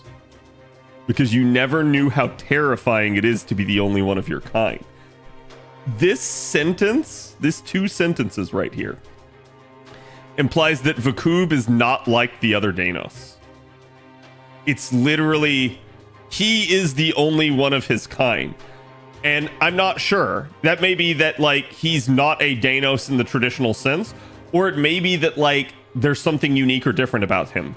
For instance, he may have, like, the actual ability to, like, again, like, form rational thought and, like, scheme and manipulate and do all of that. Whereas, like, the other Danos don't. They don't have those feelings. They don't have those thoughts. They're relatively simple and, like, pedestrian in the way that they think, right? Vakub is not that. He is somebody with ambition, with desires, that sort of thing. So he's not like us. Yeah, quite literally. He is somebody that clearly stands out. That's how I read that, at least.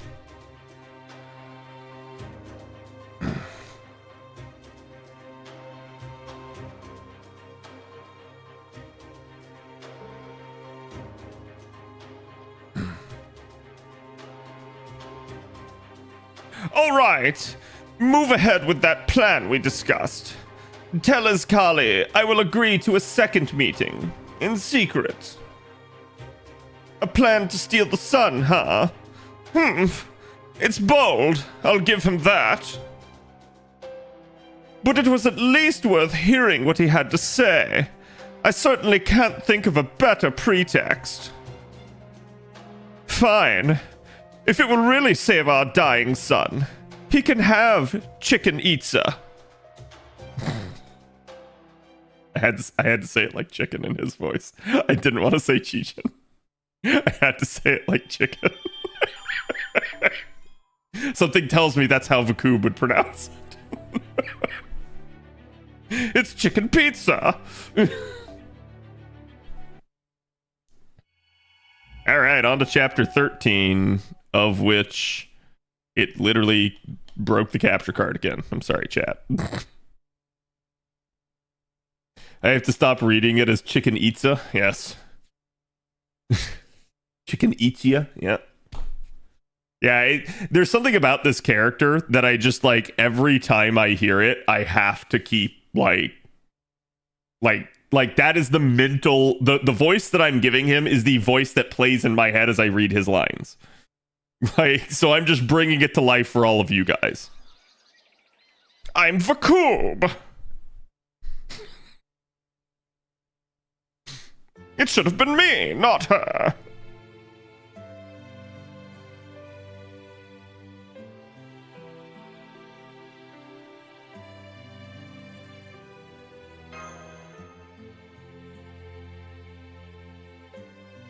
I don't know about having nothing to fear. Like, Ort's still a thing.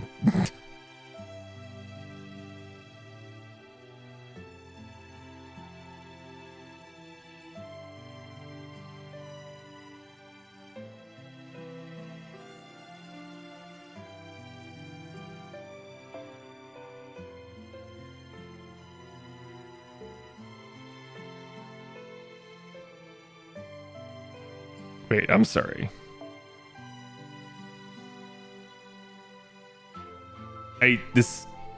So we fixed our comms. Now they actually work in Mictlan. Except literally in every level of the underworld.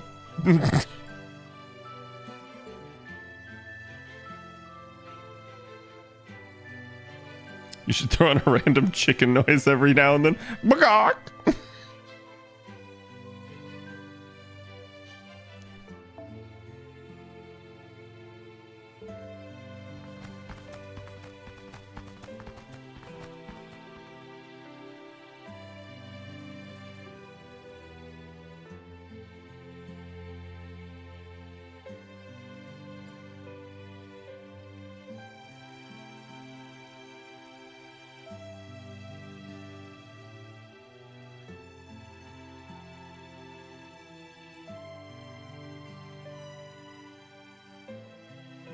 The Nitocris Cup? Oh god.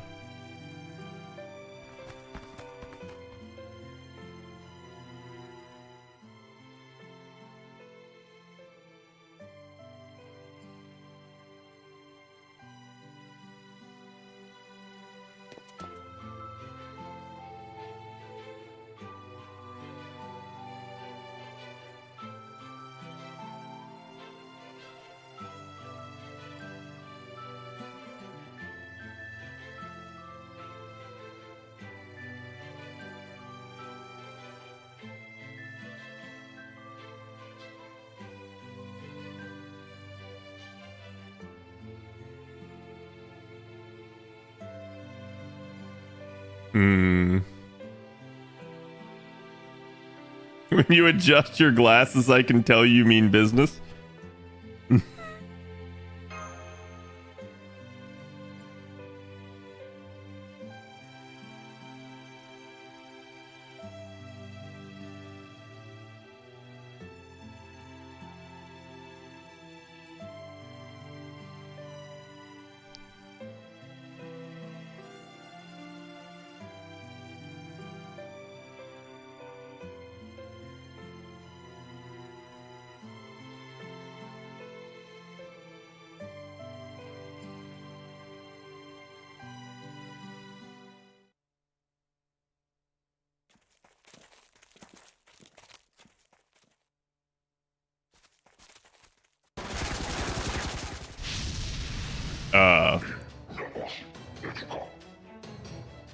Wait, are they...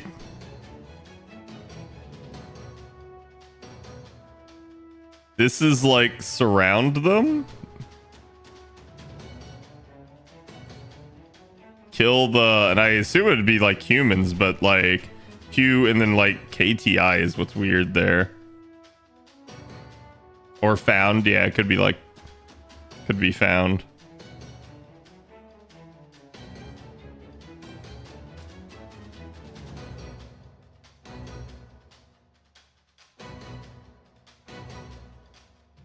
But that's definitely showing that the Aselma are beginning to get more intelligence and develop language properly.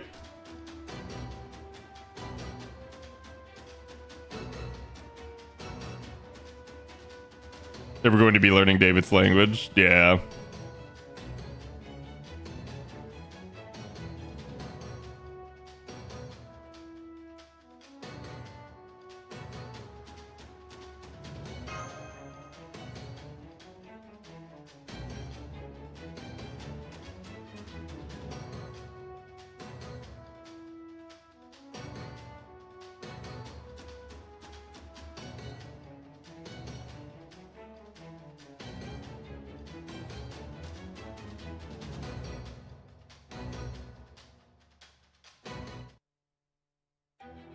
Well, at least we get a nice, easy...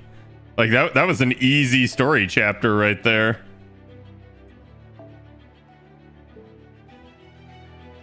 Hold on, chat. Wait,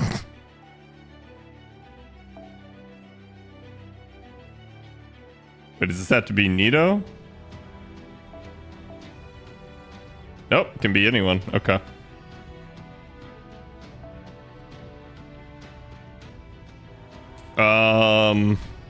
Actually, Jarcher's a good choice again.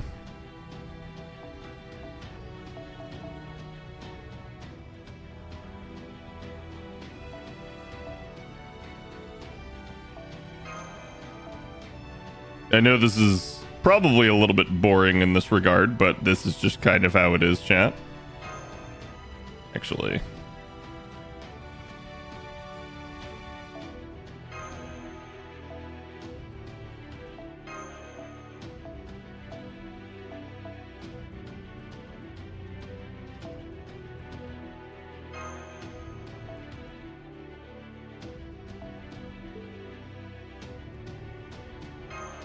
It's kind of a logical choice when you see Saber and Archer. So Archer on Archer's neutral, Saber is effective, and Berserker's effective.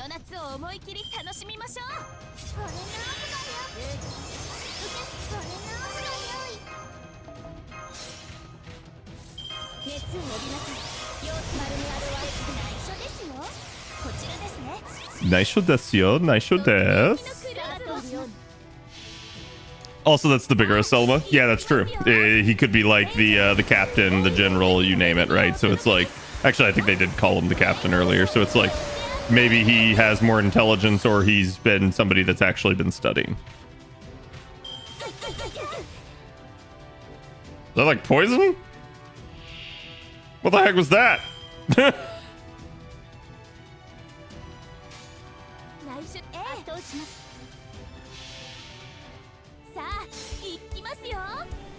The JP shop is CE is an event point bonus one. It's damage.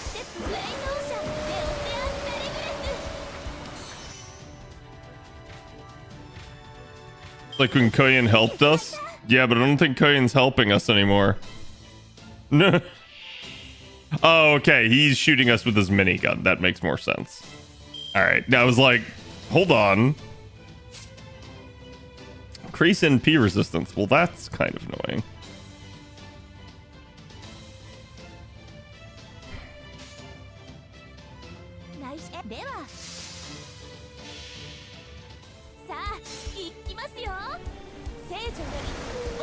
Well, hello there. So much for your NP resistance, big boy.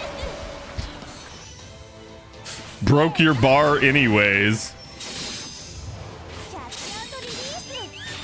Like, Jarcher's refund is never in doubt.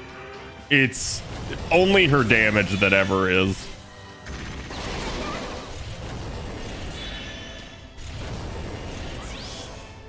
Ah, you tried to be sneaky.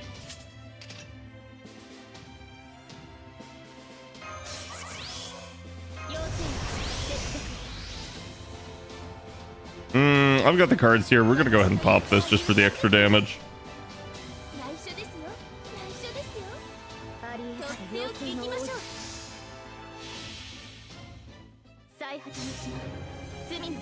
Do you think Jar Jar could use an MP interlude? Yes. Durga, when Durga comes out, Durga is significantly stronger. Like, basically Zenobia being weaker than Durga is not a problem because she's a permanent 4-star that's been around for a while. So like Durga being stronger than her, no real issue. Durga being stronger than Jar Jar, there is some issue with that. Not in the sense that like Durga shouldn't be stronger, she should, but the gap is a little too wide for what it should be.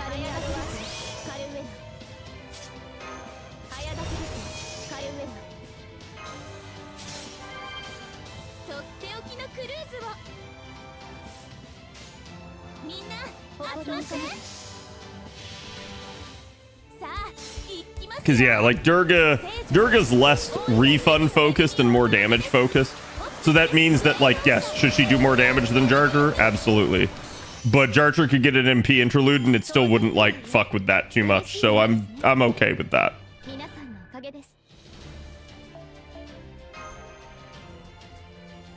I think the only issue you have is when you have units that have so much refund like that, and then you catch them up in damage, it starts to like really hurt the like kind of like the desire for anybody to have any other units because they're just kind of a complete unit at that point.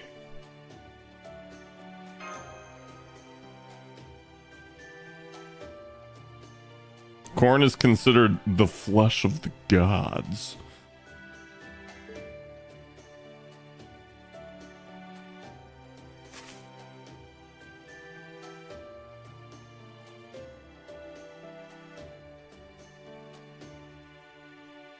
The galactic sand dunes.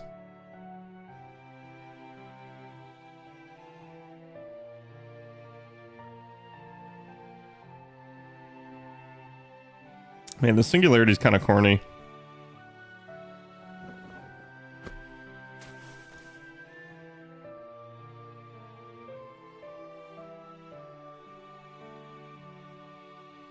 Soy sauce? Soy sauce on corn. Huh. Can't say I've ever really thought about that. I wonder how that tastes.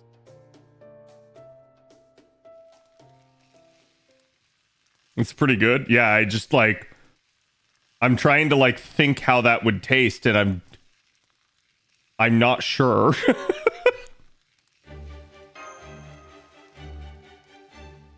I'll have to try that sometime.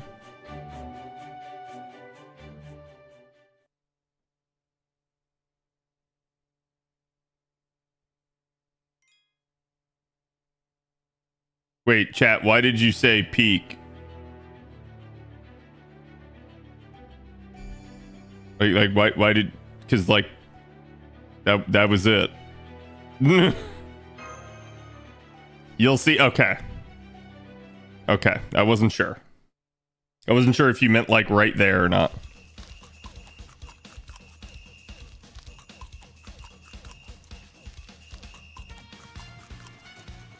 Is now just a roasted corn eating machine?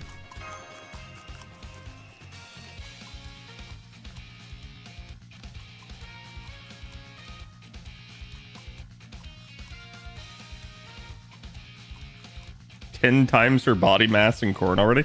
Well, I mean, in theory, we know she's like gigantoid, so maybe it's more like she's just eating in her small form and we can't tell.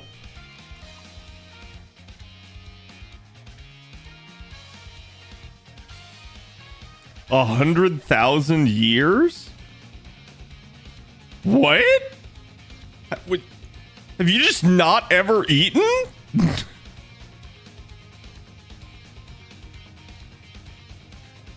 Okay, no, that's what it is. She just really likes it.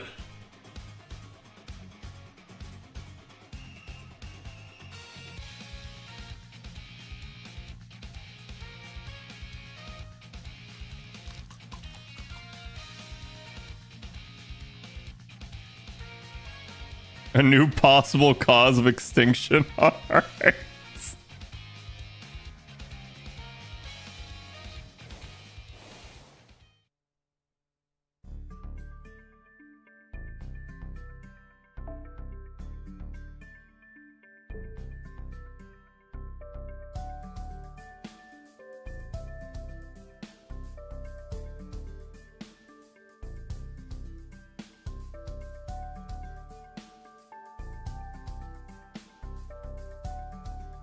Another Danos? That's a good question.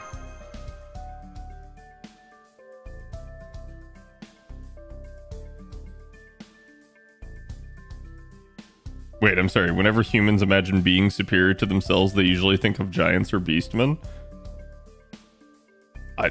What? No, because like most of humanity assumes their gods to be also somewhat human. Again, it's the whole like Greek concept of God created man in his image.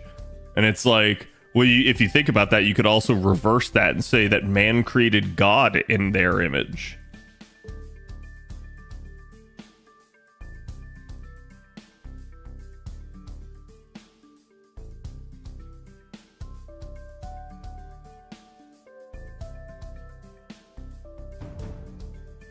Evil roast corn. Your days are numbered.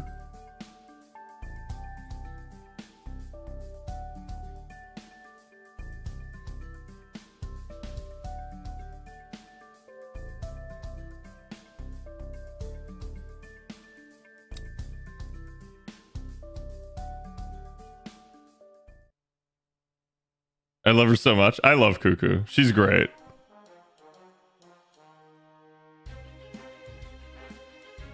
Mesoamerica in the Magecraft world.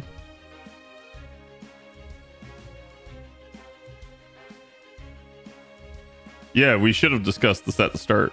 But also, I don't trust anything that Da Vinci says because all of this is theory and not known. Like, we already know that this subject matter is not a known fact. It's just gathered data, and she's going to extrapolate on that. Because we don't have all of these answers.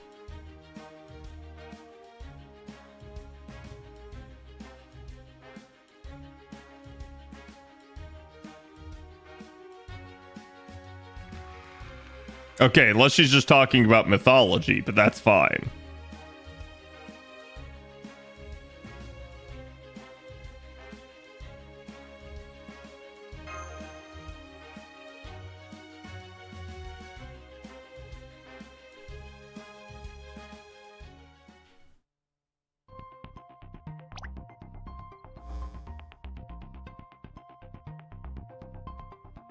Okay.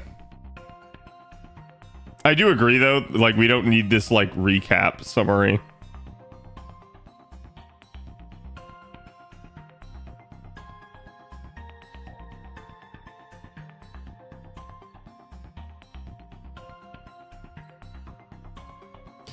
I like how they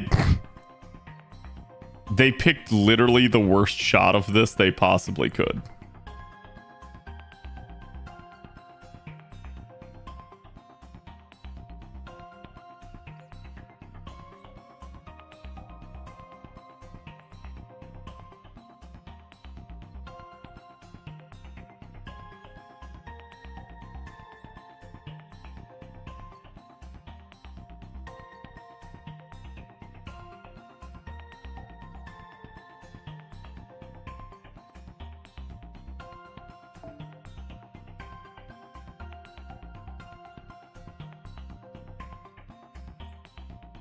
So I gotta say, I actually do like all three of these lines. This is good because I have watched people in the FGO community bitch about this over and over and over again. Even I myself have brought it up, but you know, again, with me not having read, it makes sense. I do not understand why the JP crowd that has read this continues to bitch about this. You have had it explained to you right here that this is more a Central American Lost Belt than a South American one. So why then do people keep bitching that it's like incorrect? I don't get that. Like, I guess that's just people complaining to complain. I don't know. Implying they read anything? Yeah,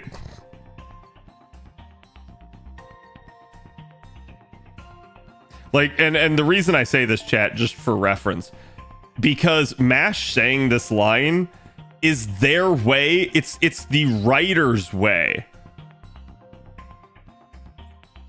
of acknowledging that, yes, they know this is the case. They know it's more of a Central American lost belt. But clearly the readers sometimes don't.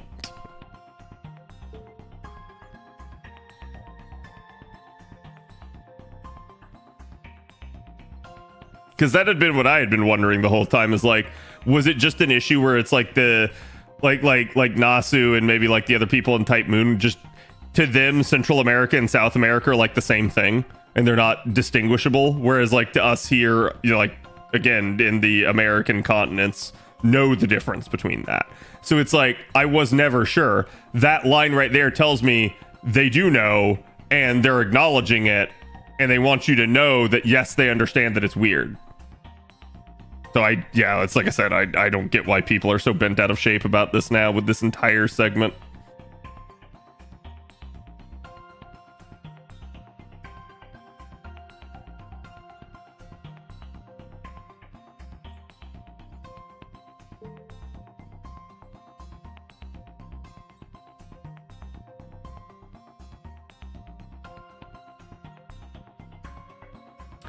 I see they say rockets pointed towards the sky. I'm not sure it's necessarily a quote unquote rocket as we would think of it.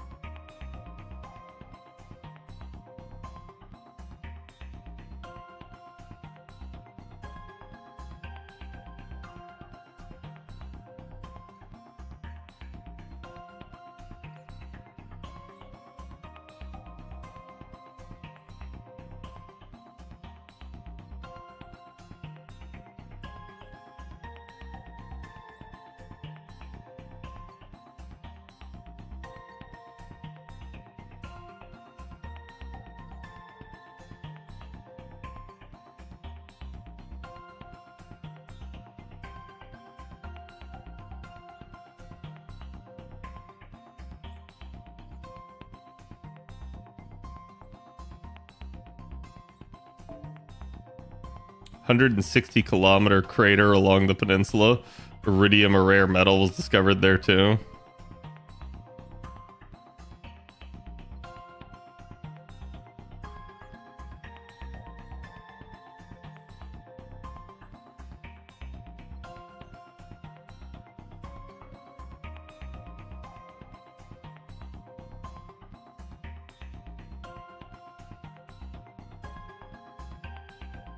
Yeah, so it probably was like a pressure thing where it forced the water out from the ground.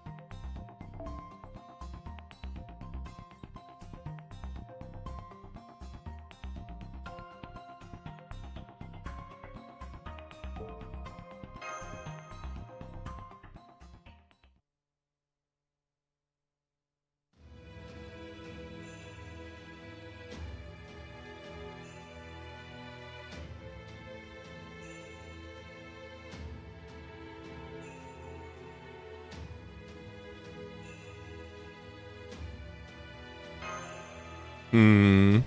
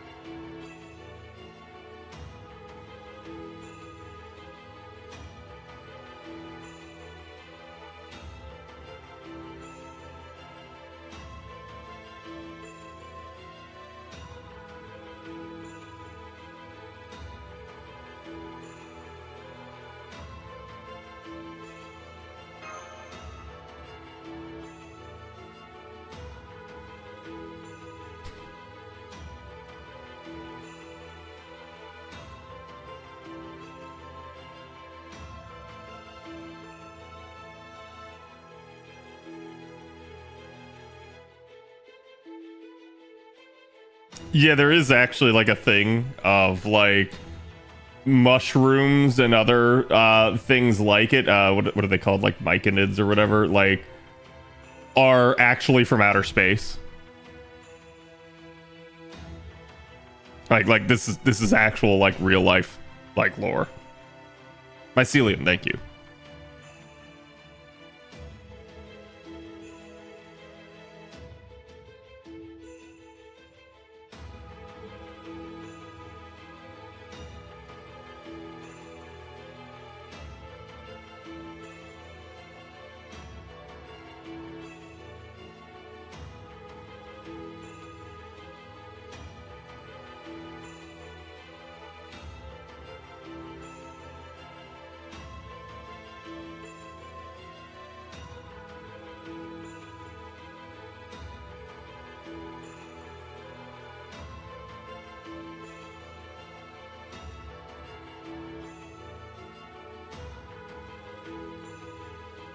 Wait.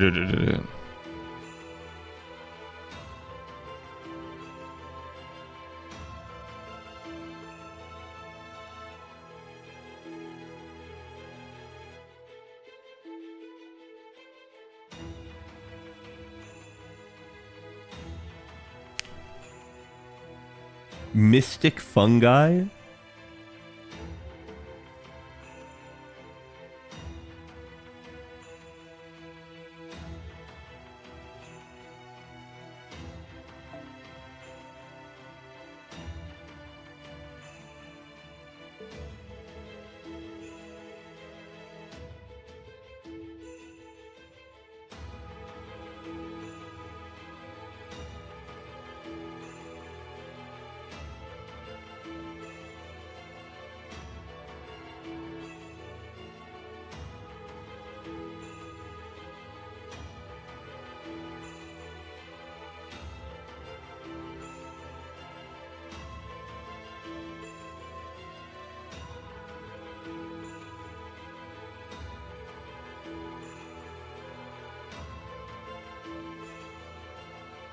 Oh boy, I'm waiting to see where they go with this.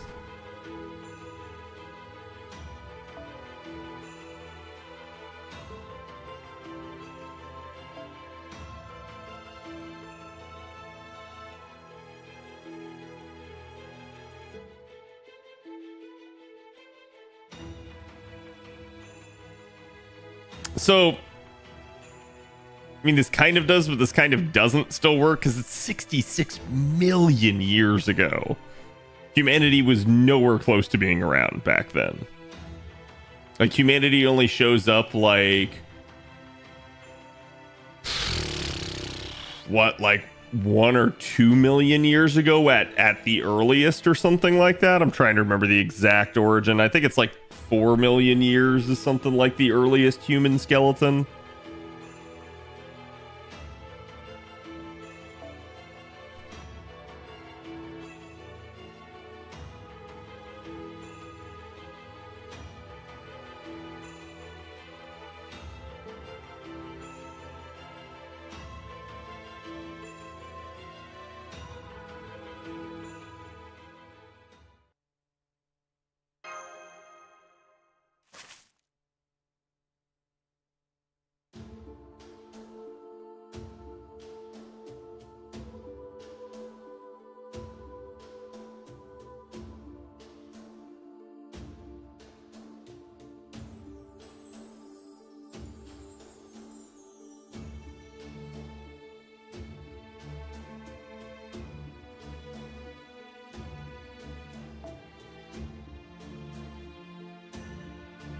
I also, like, I want to state that this does still mean that the whole, like, flash up earlier of Da Vinci somehow alluding that Melisande would have knowledge this far back is patently bullshit. Because there's just no way the Red Dragon of Albion or even the concept of Albion itself did not exist this far back. The only thing I can assume is they put her in there because it was just an easy nod to a popular character.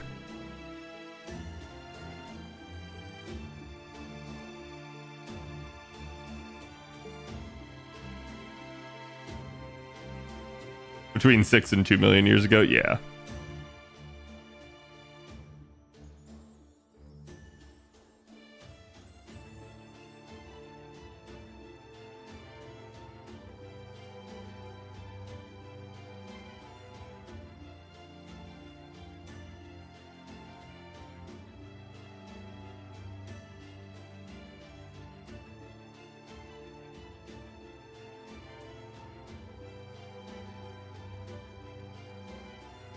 Just like they did in proper human history. There are no mammals here.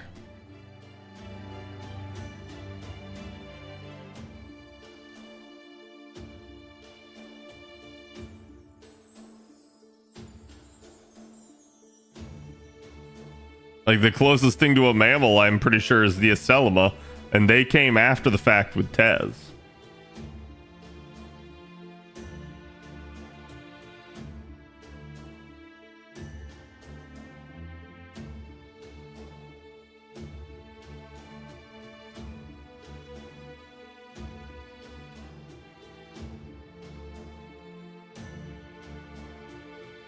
I also want to say this.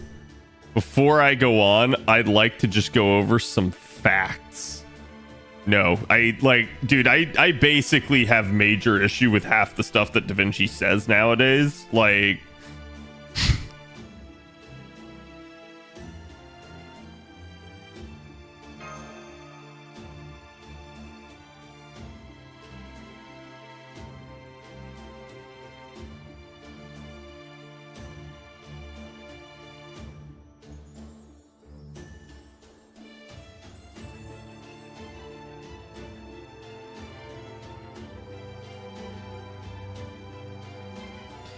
so now we're going to find out that these abilities are actually something that is native to, again, mycelium, aka mushrooms. Which makes sense when she was talking about the cryptobiosis earlier and being able to survive in a vacuum in space. That's something that mycelium have.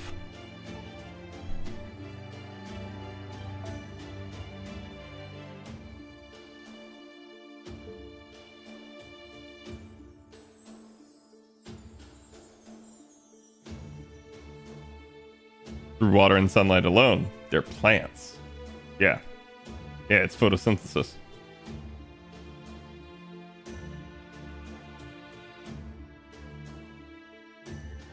Which is also why they went into a hibernation when there was no sun for 100,000 years, just like a plant. Plants don't just like die out right away. They basically like go into a hibernating state.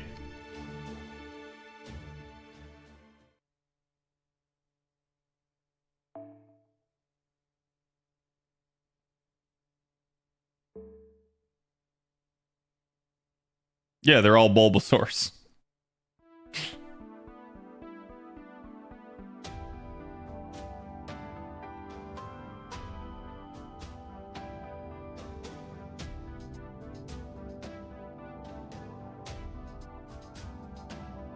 I mean, I guess they still require corn, and I'm still not sure who actually grows the corn.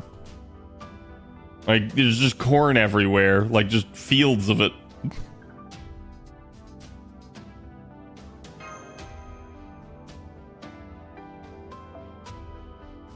I'm glad that it was the dinos who were the ideal species.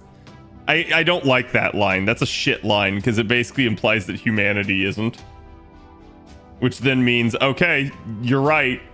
You know what? Let's all kill ourselves right now so that the dinos can take over as proper human history.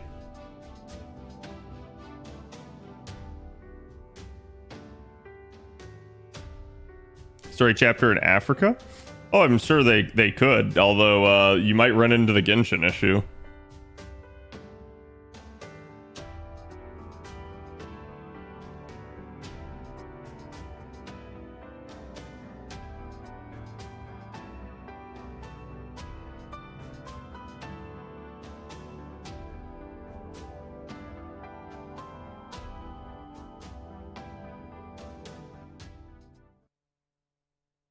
Also, that was an interesting version of the FGO theme. Thank you. I don't even care who the fuck is talking right now. Thank you. Thank you. Yes. Yes. Yes. Yes. She is not talking with authority.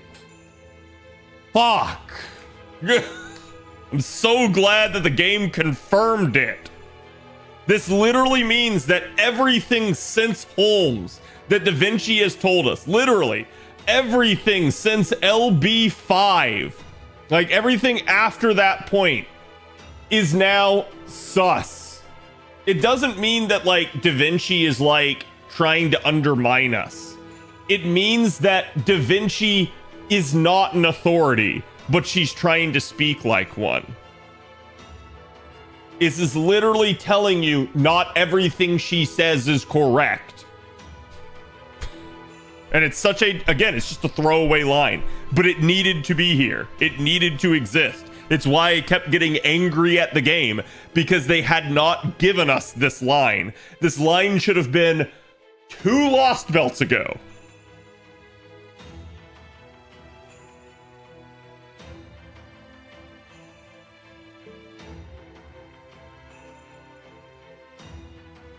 So this is interesting because I'm wondering if this is like happening in our brain and we're literally like getting inhabited by the mushroom god particles.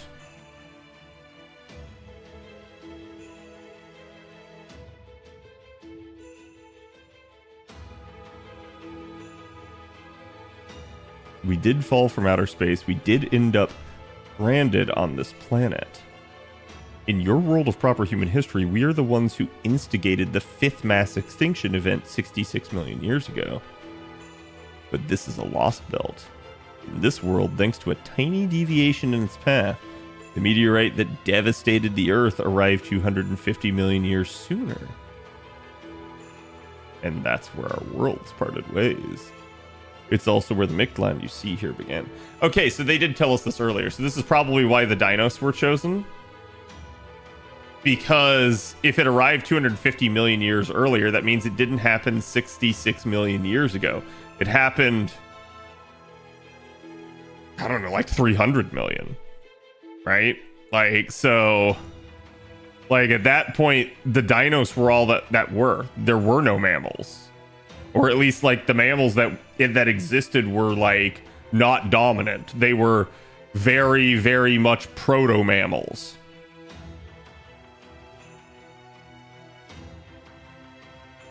In fact, yeah, I don't think the mammals really started appearing until, was it like late Cretaceous, I think? Or maybe even after that.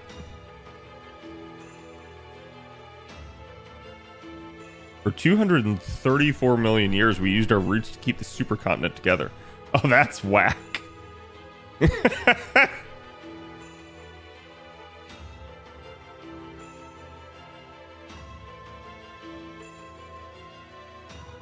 The new Cenozoic era began.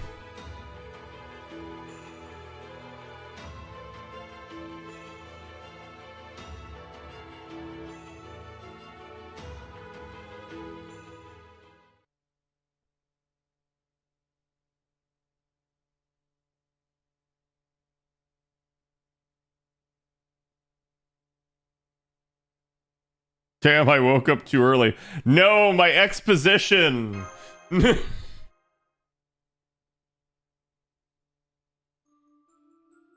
What's up, mushroom lady?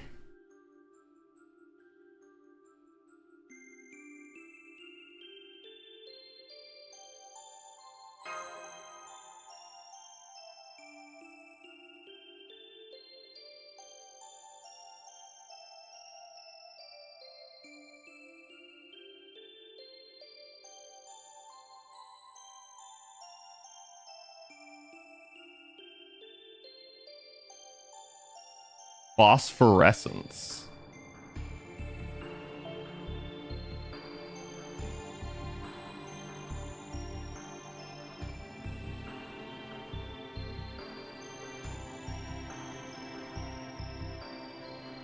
A really tiny artificial recreation of the real thing.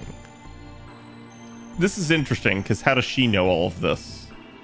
Like, I get that it's like, oh, I'm Kukulkan, I'm a god, but, like, she has, like, meta-knowledge of all of this.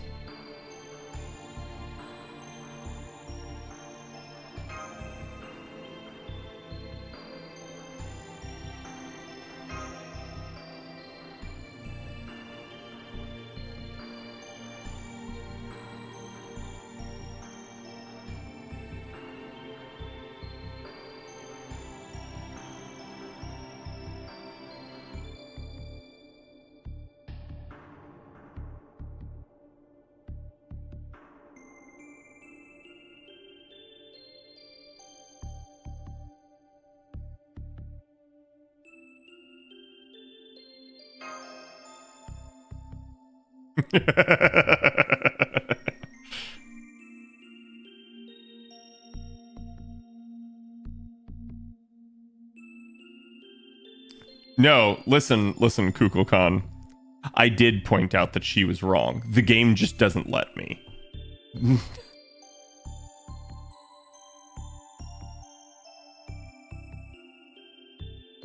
already know whose dream it was you saw when you were back in Chichen Itza.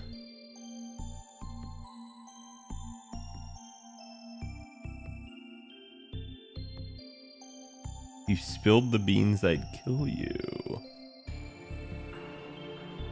Was it her dream?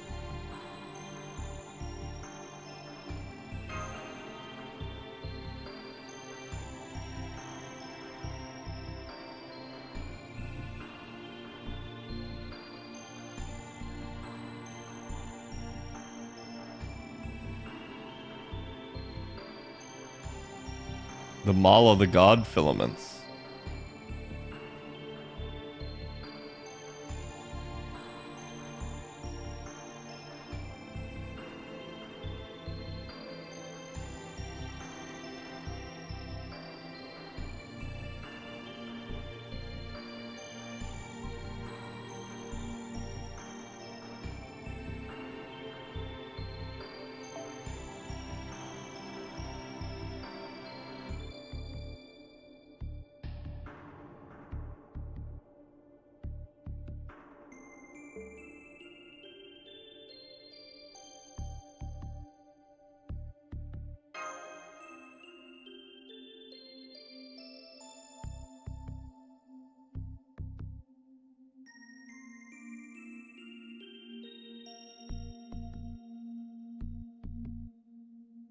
Forget it when you wake up.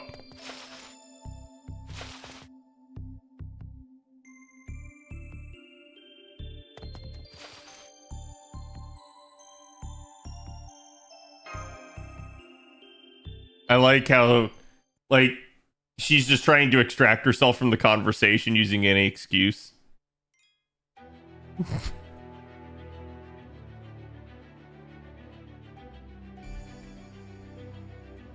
Oh, yep, login happened. Ooh, that's probably a boss fight at 5 AP. Alright, chat, we're ending it here. That last chapter went for like a half hour, I think, because I think we started it at 10:50. I was like, oh, you know, it can't be that long. I can probably read it in 10 minutes. That was a half-hour long chapter. Okay. Chat, let me see who all's on tonight.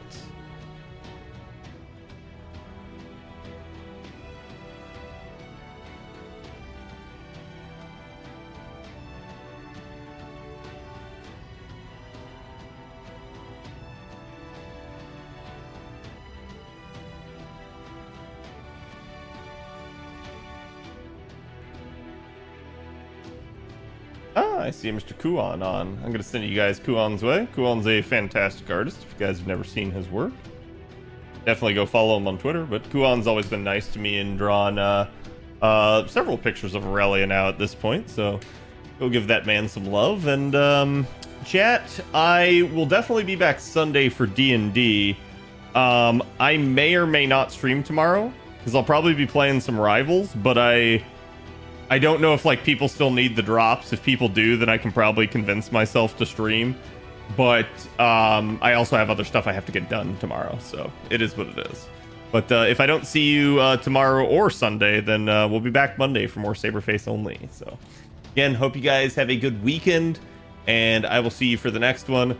Go give Mr. Kuon my love, and have a good one.